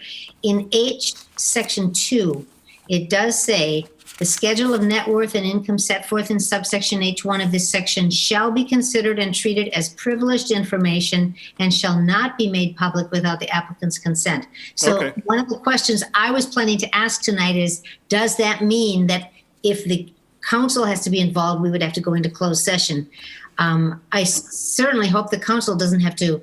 I guess what this is suggesting is that the clerk would gather the data and then would come to us and say, I think I have made a determination that this person is indigent. Please confirm. Is that, and then we would go into closed session and look at the figures she brings us? We'll look into that If I and could find out what that means. Okay. Yeah, It could be this once we get ordinance this. is- I'm sorry, go ahead, Attorney Mather. I'm sorry. Go If ahead. this ordinance is as old as Director Grenier says it is, that language probably needs to be updated to be more in line with current statutory language. Because I don't know if that's still the standard for redacting under the current public records laws. So yeah, it's something we'll definitely need to flag and look into. And this might even be something that once we get the criteria pegged down, perhaps it wouldn't even need to come to committee or council. If we've got the guidelines there, this could just be a function of staff, perhaps. Or I suppose the council I could. defer to the director on that one. Right. I suppose that's something the council could decide whether they. Well, again, as Attorney Mather indicated, we're going to have to take a look at what the current statutory language is. The statutes may prohibit that from being a staff level decision, and they may actually vest that requirement with the city clerk for some reason. Okay. All right. Yep. All right. Then I think we've given Attorney Mather enough to do. There's a motion to refer to staff to come back with a draft. Did I make that? No, I think the motion was to hold. If you prefer that motion, I'd be happy to make that. Yeah, I think that's the more appropriate one right now. Okay, a motion to refer back to staff to report back to the committee. Okay, yep, thank you. By Alder Burnett, Second. second by Alder Gerlach. Any further discussion? Aye. Favor? Aye. Aye. Opposed? That passes unanimously.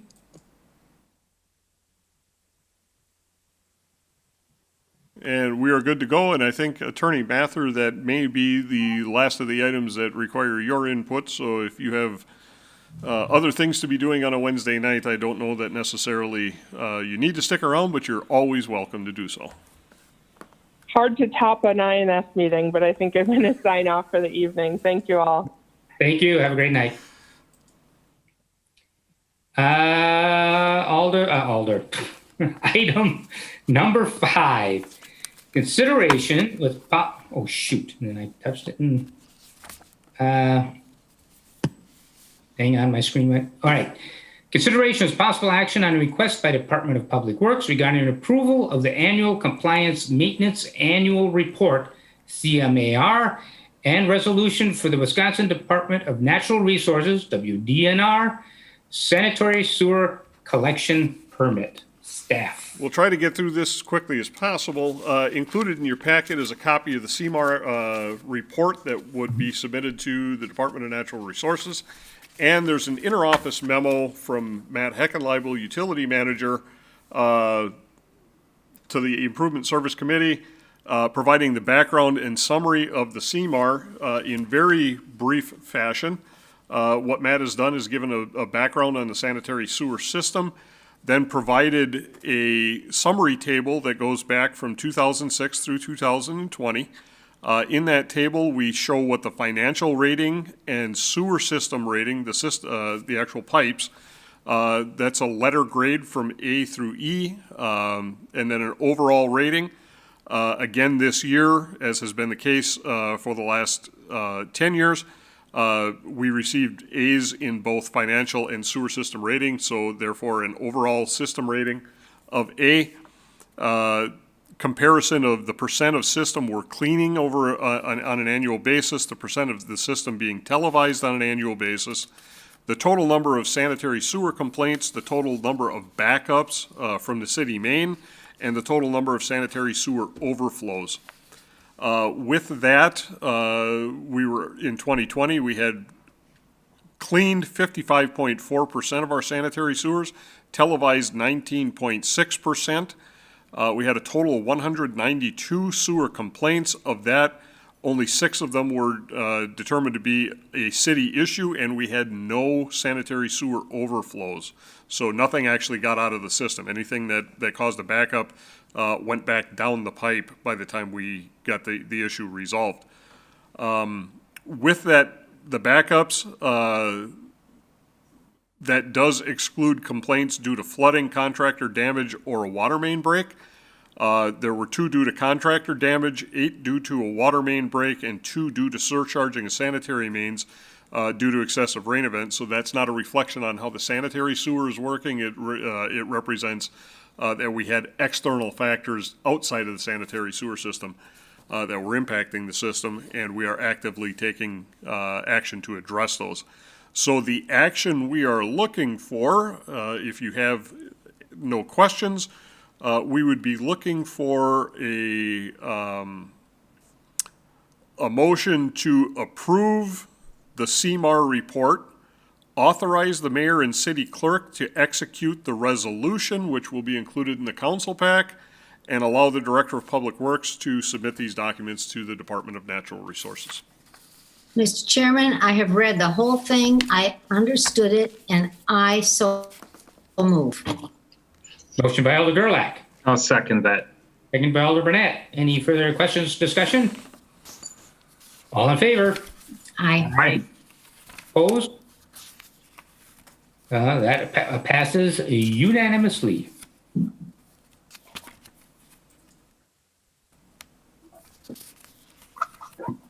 All right.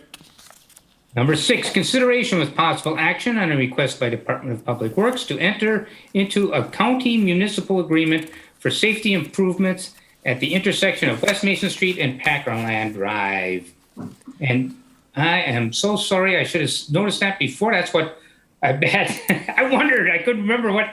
We should have changed our agenda and put that at the top. I am so sorry, Mr. Fontecchio. You waited all this time. Okay. Staff? Director Fontecchio has been an absolute trooper sitting with us through this entire meeting. We appreciate that so much. Director Fontecchio approached me a couple of months ago. This intersection has been rated over at least the past 12 years that I've been involved with, 13 years that I've been involved with the Brown County Plan Commission. Periodically, the Brown County Planning and Zoning Office works with an insurance group. I can't remember who exactly it is, but they look at high crash intersections, and this has been consistently the highest severe crash data in the county. It's the worst. When we talk about the worst road here or the worst whatever there, this I can say without qualification is the most dangerous intersection in all of Brown County. So we've been looking at possible solutions there. I've talked to the Wisconsin Department of Transportation because at this point, West Mason Street is also a connecting highway. It's part of the Wisconsin Highway 54. There's been a lot of back and forth and trying to figure out what can we do, and a lot of it is because of the sheer number of conflict points created by the frontage roads and then the volume of traffic that's out there. And we've largely come to a lot of head scratching over the years. And, like I said, a couple of months ago, Director Fontecchio reached out to me and asked if the city would be interested in working jointly with the county on taking a fresh look at it. And they came up with some fantastic ideas that I think are definitely worth exploring. So included in the packet is a copy of the draft municipal project agreement, and along with the agreement itself, Director Fontecchio has provided a large number of attachments, aerial photos that very clearly document what they're looking at. And I think it's a fantastic idea to study potentially putting a roundabout in at Trojan Drive, restricting some access off of some of those access roads. They've come up with a great approach to it. We don't have the staff time to dedicate to it, and Director Fontecchio said, hey, we're interested in taking the lead on this. Are you guys willing to come along with us and enter into an agreement? And we think it's a fantastic idea. So staff is recommending approval of the municipal project agreement and authorizing the director to execute. Any questions or comments? Alder Gerlach? Prepared to make a motion. I looked at all of these pictures and I think it's great. I move that we approve this. Alder Burnett? Yeah, thank you, Mr. Fontecchio. How do I pronounce your? I'm not always good, but you get the idea. Thank you, Fontecchio. I've talked to you a few times through the years, so thank you for bringing this to the city's attention and partnering. This is in my district. It's, as Director Grenier said, it's the worst intersection that any person in this city will visit or will drive through. I drive through daily, and the things that I see are scary stuff for anyone who lives or travels that road. And so I'm thrilled that the county and the city are working in partnership. Director Grenier, I know it said project date of 2024. As far as the funding goes, does this have to go through the county, the city, partnership, road tax? How does that work? The wheel tax, is this for sure going to happen in 2024, or is it a number of things that could go wrong to derail the project? Well, I don't know that I'd characterize it as things going wrong. It starts off with an analysis and design. We need to determine whether or not is the improvement going to solve the problem, and if it will solve the problem, can it be built? So that's the first stages. We're committing to entering into, at least the design phase, and then if the design phase pans out and comes to approval by both entities, Brown County Public Works and Green Bay Public Works, then we will go forward with the actual construction. Based on what Brown County has brought to us, what they anticipate for the level of analysis and design, this would fit into a 2024 construction year. That is subject to change based on funding availability, whether or not the analysis and design takes shorter or longer than what we've anticipated. Other projects that might pop up on Paul's end or mine. I mean, 2024 is still 3 years out there. A lot can change in 3 years. But it's Paul's expectation and my expectation that between the two of us, we're committing to including this in our capital requests for the 2024 construction year. And obviously, we bring you revisions on an annual basis. If something's moving, if Paul comes to me and says, hey, Steve, something popped up and we need to move this to the 25 year or what have you, we'll keep the council and the committee informed through regular channels. Thank you. I'd like to open the floor. Motion to open the floor. Motion open to the floor by Alder Burnett. Second. Second by Alder Gerlach. All in favor? Aye. Aye. Opposed? Okay, the floor is now open. Could you please state your name and address? Sure. Paul Fontecchio, 892 Division Street. I appreciate you guys listening to me tonight and considering this. We tried. This is a tough little section of road. There's competing interests there. There's obviously public safety, which is paramount. There's also the concern of access with all those businesses. And what we tried to do and these are concept drawings. I literally copied a roundabout circle from another aerial and dropped it in, and that's what that is. So it's nothing engineering, it's very conceptual. But the idea was to provide as much access to those businesses as humanly possible. That's why the roundabout at Trojan makes a lot of sense. We've incorporated some ideas on Mason Street there with the right in, right out, and left in, very similar to what we have over on GV by Costco and Bellevue. So we tried to work that in. So there are competing interests there. The reason for the 2024 date was twofold. Number one, we wanted to do this as soon as possible because we are seeing significant injury accidents, like one every other month at this location. And number two is that to pull this off, if we do in a very rough schedule, we do design in 2022, we buy right away in 2023, then we can build in 2024. In a very simplistic manner. From the county side, last night at my committee, they approved our 6-year capital plan, and this is in it. So we have, I'm sure it'll go to county board and be approved in July. We have the commitment on our end to see this through. As Director Grenier said, there's always things that pop up, some road that slides into a river, which we're addressing now in Wrightstown. So we have things that come up like that from time to time. We also, on our end, we did look and we exhausted every other funding source we could look at. We looked at the Highway Safety Improvement Program, and unfortunately, they would only participate in maybe $50,000 to actually close the medians up at the frontage roads. A lot of this is what they would call an access control project. So we looked and we talked to the DOT quite a bit about other funding sources. It came down to the city and the county partnering, and I'm very thankful that you are willing to look into this. Of course, once we get into the design, we'll hire a consultant, and we will have a heavy involvement with the businesses and the people that are affected by this. We're not just going to plant green boxes in people's yards. So we will talk to them. We will work with them. At the end of the day, it's a trade-off with the access control. But I think this is an important project for the safety and long-term for that corridor and community. So I do appreciate you considering it. Motion to close the floor. Second. Motion by Alder Brunette to close the floor, second by Alder Gerlach. All in favor? Aye. Aye. Okay, floor is closed. Alder Brunette.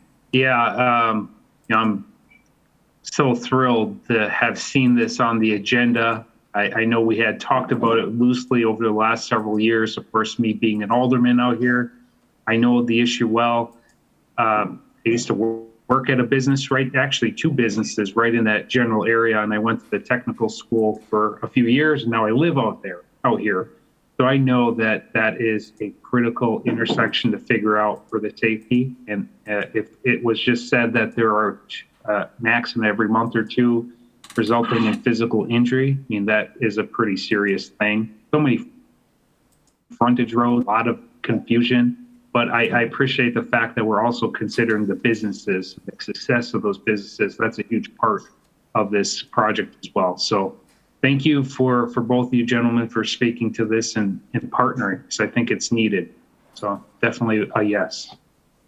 Well, and that's one of the things that I like the most about this project. Not only is it a necessary safety improvement and a thorn in everyone's side that's been there forever, but one of the things that I made a commitment when I took over as director of this department was to get more involved in intergovernmental cooperation. And, you know, Paul taking the position at Brown County has been very much a proponent of that as well on behalf of the county. The fact that we can work together, we've done a handful of successful projects. This is the next one in the list. And being able to work with another partner agency who's got the same interests in mind, and both of us, you know, leveraging our assets to get a better project for it, I think is definitely important. So, you know, you hear the two of us, it's kind of a little bit of a love fest when we get in front of our respective boards, but I do appreciate that, you know, Paul's been very, very willing to work with us and partner on things, and I think it makes for a better project in the end. So we appreciate the county and everything they're bringing to this. Okay, I'd just like to say two things.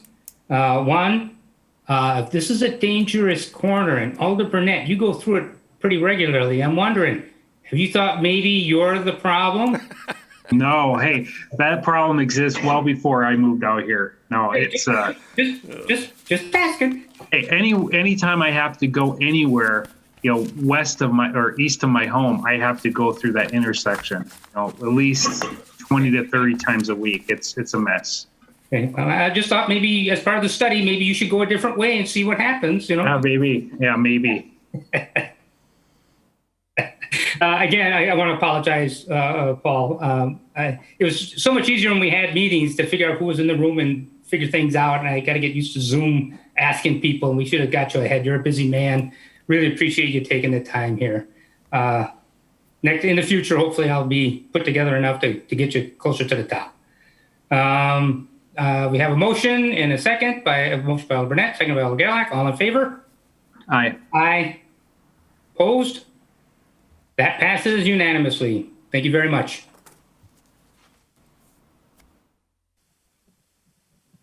Yeah, we're good.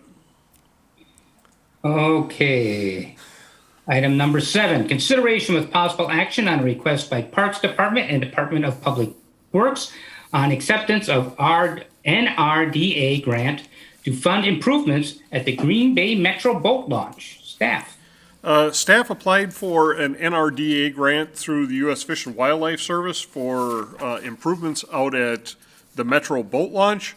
Included in your packet is a letter from U.S. Fish and Wildlife Service and the Fox River Trustee Council informing us that the council has agreed to allocate $200,000 towards the necessary improvements out at Metro Boat Launch. When combined with the $450,000 that we've requested in the bond issue, that gives us $650,000 to fund the improvements that are necessary out there.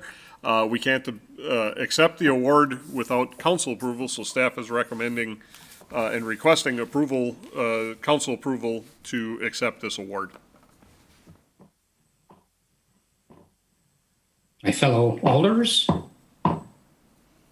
No questions. Motion to approve. Second. Motion to approve by Alder Burnett, second by Alder Gerlach. Sounds like a no-brainer to me. All in favor? Aye. Aye. Opposed? That passes unanimously.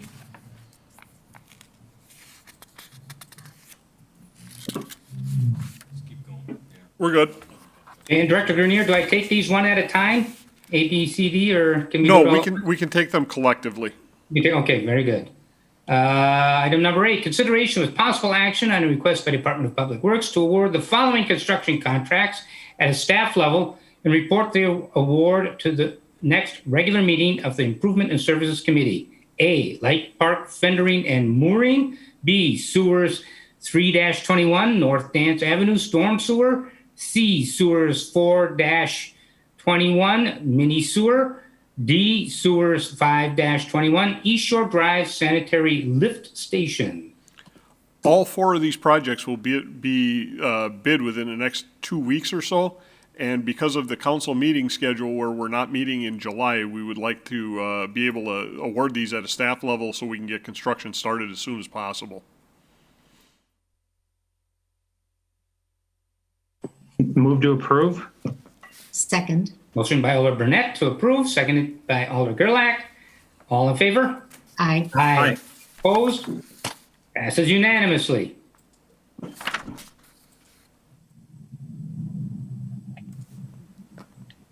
We're ready. And again, can I take these two together? Yes, we can. Okay, number 9, consideration with possible action on the review and award of the following contracts. A, Sewers 2-21, basin repair. B, WSG 1-21, tuck pointing. Staff? So recently we had bid openings for Sewers 2-21. Every year we go out and we televise certain sanitary sewer basins to determine whether or not that's all part of that CMAR report that we just talked about a few items ago. And we identify whether or not there are items that need repair that aren't necessarily associated with a larger road improvement project. So that's the basin repair contract. We had 5 contractors respond. All the bids were extremely competitive and very close to each other. PTS Contractors is the low responsive bidder in the amount of $717,000. WSG refers to the West Side Garage. There's some masonry that needs tuck pointing over there, quite a bit of it. Led a contract, and we had 6 responding firms. Low bid was Berglund Construction in the amount of $87,560. So staff recommends award of both each individual contract to the low responsible bidder. So we will list it out. Sewers 2-21 basin repair to PTS Contractors in the amount of $717,000, and WSG 1-21 tuck pointing to Berglund Construction in the amount of $87,560. Move to approve. Second. Motion to approve by Alder Burnett, seconded by Alder Gerlach. All in favor? Aye. Aye. Opposed? Okay, those contracts are approved. We're good. Number 10, report of actions taken by the Department of Public Works. A, granting of licenses. 1, sidewalk builder. A&M Concrete and Construction. B, Carter Construction. C, Complete Concrete Solutions, LLC. D, Douglas J. Maurer Concrete, LLC. E, Lakefront Flatwork and Construction. F, Skyline Contractors, LLC. G, Total Construction. There's no questions. We can just take a motion to receive and place on file. Motion to receive and place on file. Second. Motion to receive and place on file by Alder Gerlach, seconded by Alder Brunette. All in favor? Aye. Aye. Opposed? Passes unanimously. And we're good. Okay, informational. Director's report on recent activities of the Public Works Department. 3 brief items for you tonight, just to let you know we are working with Green Bay Water Utility on the report for Alder Weary's communication regarding the increase in the amount of roads being to be done annually, working up some cost figures to bring that back. Hopeful to be able to bring that to the July 28th meeting. I don't know if you're aware, but I have been a member of the Brown County Plan Commission for the last 13 years or so. And at our last Brown County Plan Commission meeting, there was a amendment to the state Transportation Improvement Program, their TIP, which is analogous to our CIP, Capital Improvement Plan. And WISDOT introduced some projects into that TIP that are here in the city of Green Bay that we were unaware that DOT was submitting. So they have submitted the resurfacing of Shawano Avenue from Oakland to Hudson. It's currently programmed for 2028, but it's in the plan. So that's further than we were a year ago. So at least we have, there is a light at the end of the tunnel, as it were. Main Street from Baird to the Fox River, it's a similar type of a project that was done in 2008 or 2009. That's in the program for 2029. The resurfacing of Monroe Avenue from Cass to the South City limits in 2030. And the rehabilitation of the Walnut Street Bridge downtown Green Bay in the 2029 program year. So DOT has identified those projects here in the city, so we at least have some target program years to look forward to. Then the last thing I wanted to bring up was I've been getting some questions from a couple of the alders. We have staff out marking sidewalk right now for the 2022 program year. That's part of this routine systematic inspection that the council approved back in 2019 from a communication that was first sent forward by Alder Galvin. So what the folks are doing is they're going out and we're using the American with Disabilities Accessibility Guidelines as we have forever as our criteria for evaluating the sidewalk. When a sidewalk in need of repair is being identified, it is being spray painted, marked by the field staff in the field, and they're leaving a trifold brochure with the property owner. It's in an envelope. If somebody's home, it's being directly handed to them. If not, it's being slipped over the door handle. And on the face of the envelope, it very clearly identifies that this is for the 2022 program year. I think some of your constituents are looking past the envelope or throwing the envelope out and then wondering if this is a sidewalk being done this year or next year. And in that brochure that's being handed out, it's a very brief explanation of the program and identifying that it doesn't necessarily mean you have to replace a sidewalk. There are alternatives. We have seen a larger uptick in folks exercising those alternates this year, and I think as the program continues to grow and we do a better job of explaining it and providing information to property owners on what those alternatives are, we're going to start seeing more and more people start doing that. In my neighborhood or in close proximity to my neighborhood, I had 3 residents reach out to me within the last couple of weeks, one of which the sidewalk was tipped. So I met with him and told him that his best bet would be to get a company that does concrete grinding. So they ground off the 2 high edges so there wasn't a trip hazard anymore, and it worked out great. Instead of replacing 2 panels of concrete, he got by at like 1/5 of the cost. 2 other neighbors of mine collaborated with each other and hired a mud jacker to do all of the sidewalk at once. The guy came in there, mud jacked the sidewalk back so the trip hazards were eliminated. Problem solved at a fraction of the cost of what it would cost to replace. So if we're in your district, which I think we're in Alder Gerlach's district right now, or if constituents in somebody else's district reach out to you, we just want to make sure that the council is aware. Our staff is out there, and that's marking for the 22 program year. If you got any questions on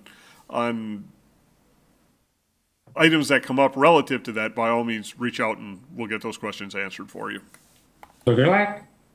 Quick question right now. So if they choose to do it themselves, like get a mud jacker or something, someone from the city will inspect it and approve it, right? Correct. What we ask is if somebody's going to do it themselves, we ask them to let us know that they're going to do it. Then we put it on a watch list. When they complete the work, we ask that they send a notification that the work is done. We'll then go out and inspect, make sure that it's being that it complies with city standards. But the most important part of that is we need to know when it's done, because at the beginning of the year, when the council adopts the resolution ordering the improvements, we send a whole big stack of work orders to our contractor, and he's just waiting for that 60 days to expire, and then he goes great guns.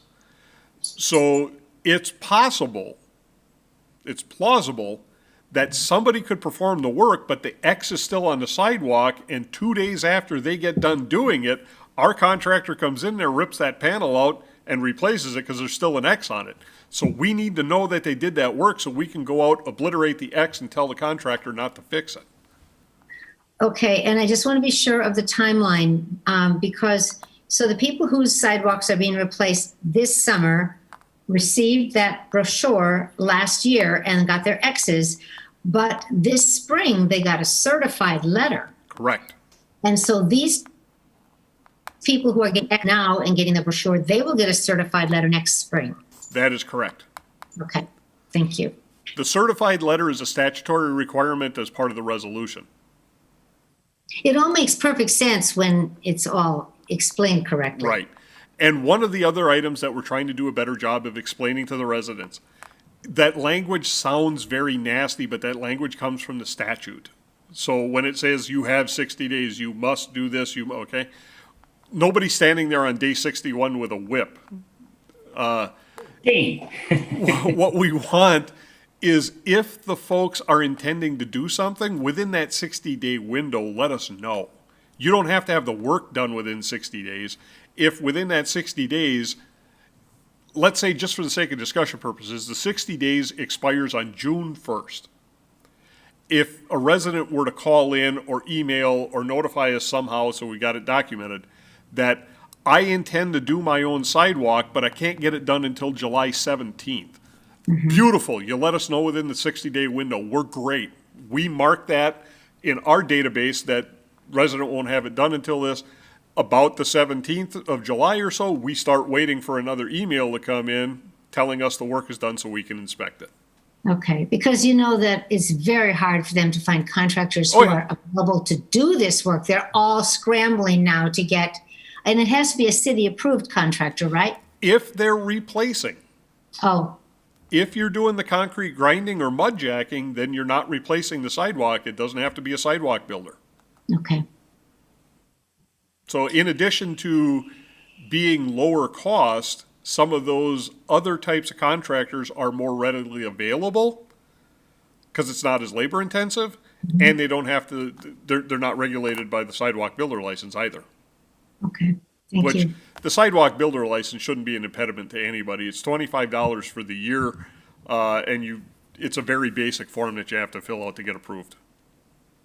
Okay, Well, I think when it comes to sidewalks, it's always very wise to not say, let them have cake.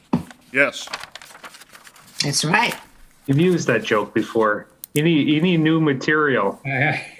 You notice that we've lost the TV I've station. walked on that one before. Yeah. You didn't even get on TV with that. He's Yeah. gone. If there's nothing else, then our next. Motion to receive and place on file. Oh, I'm Second. sorry. Motion to receive and place on file by Alder Burnett. Second? Second by Alder Gerlach. All in favor? Aye. Aye.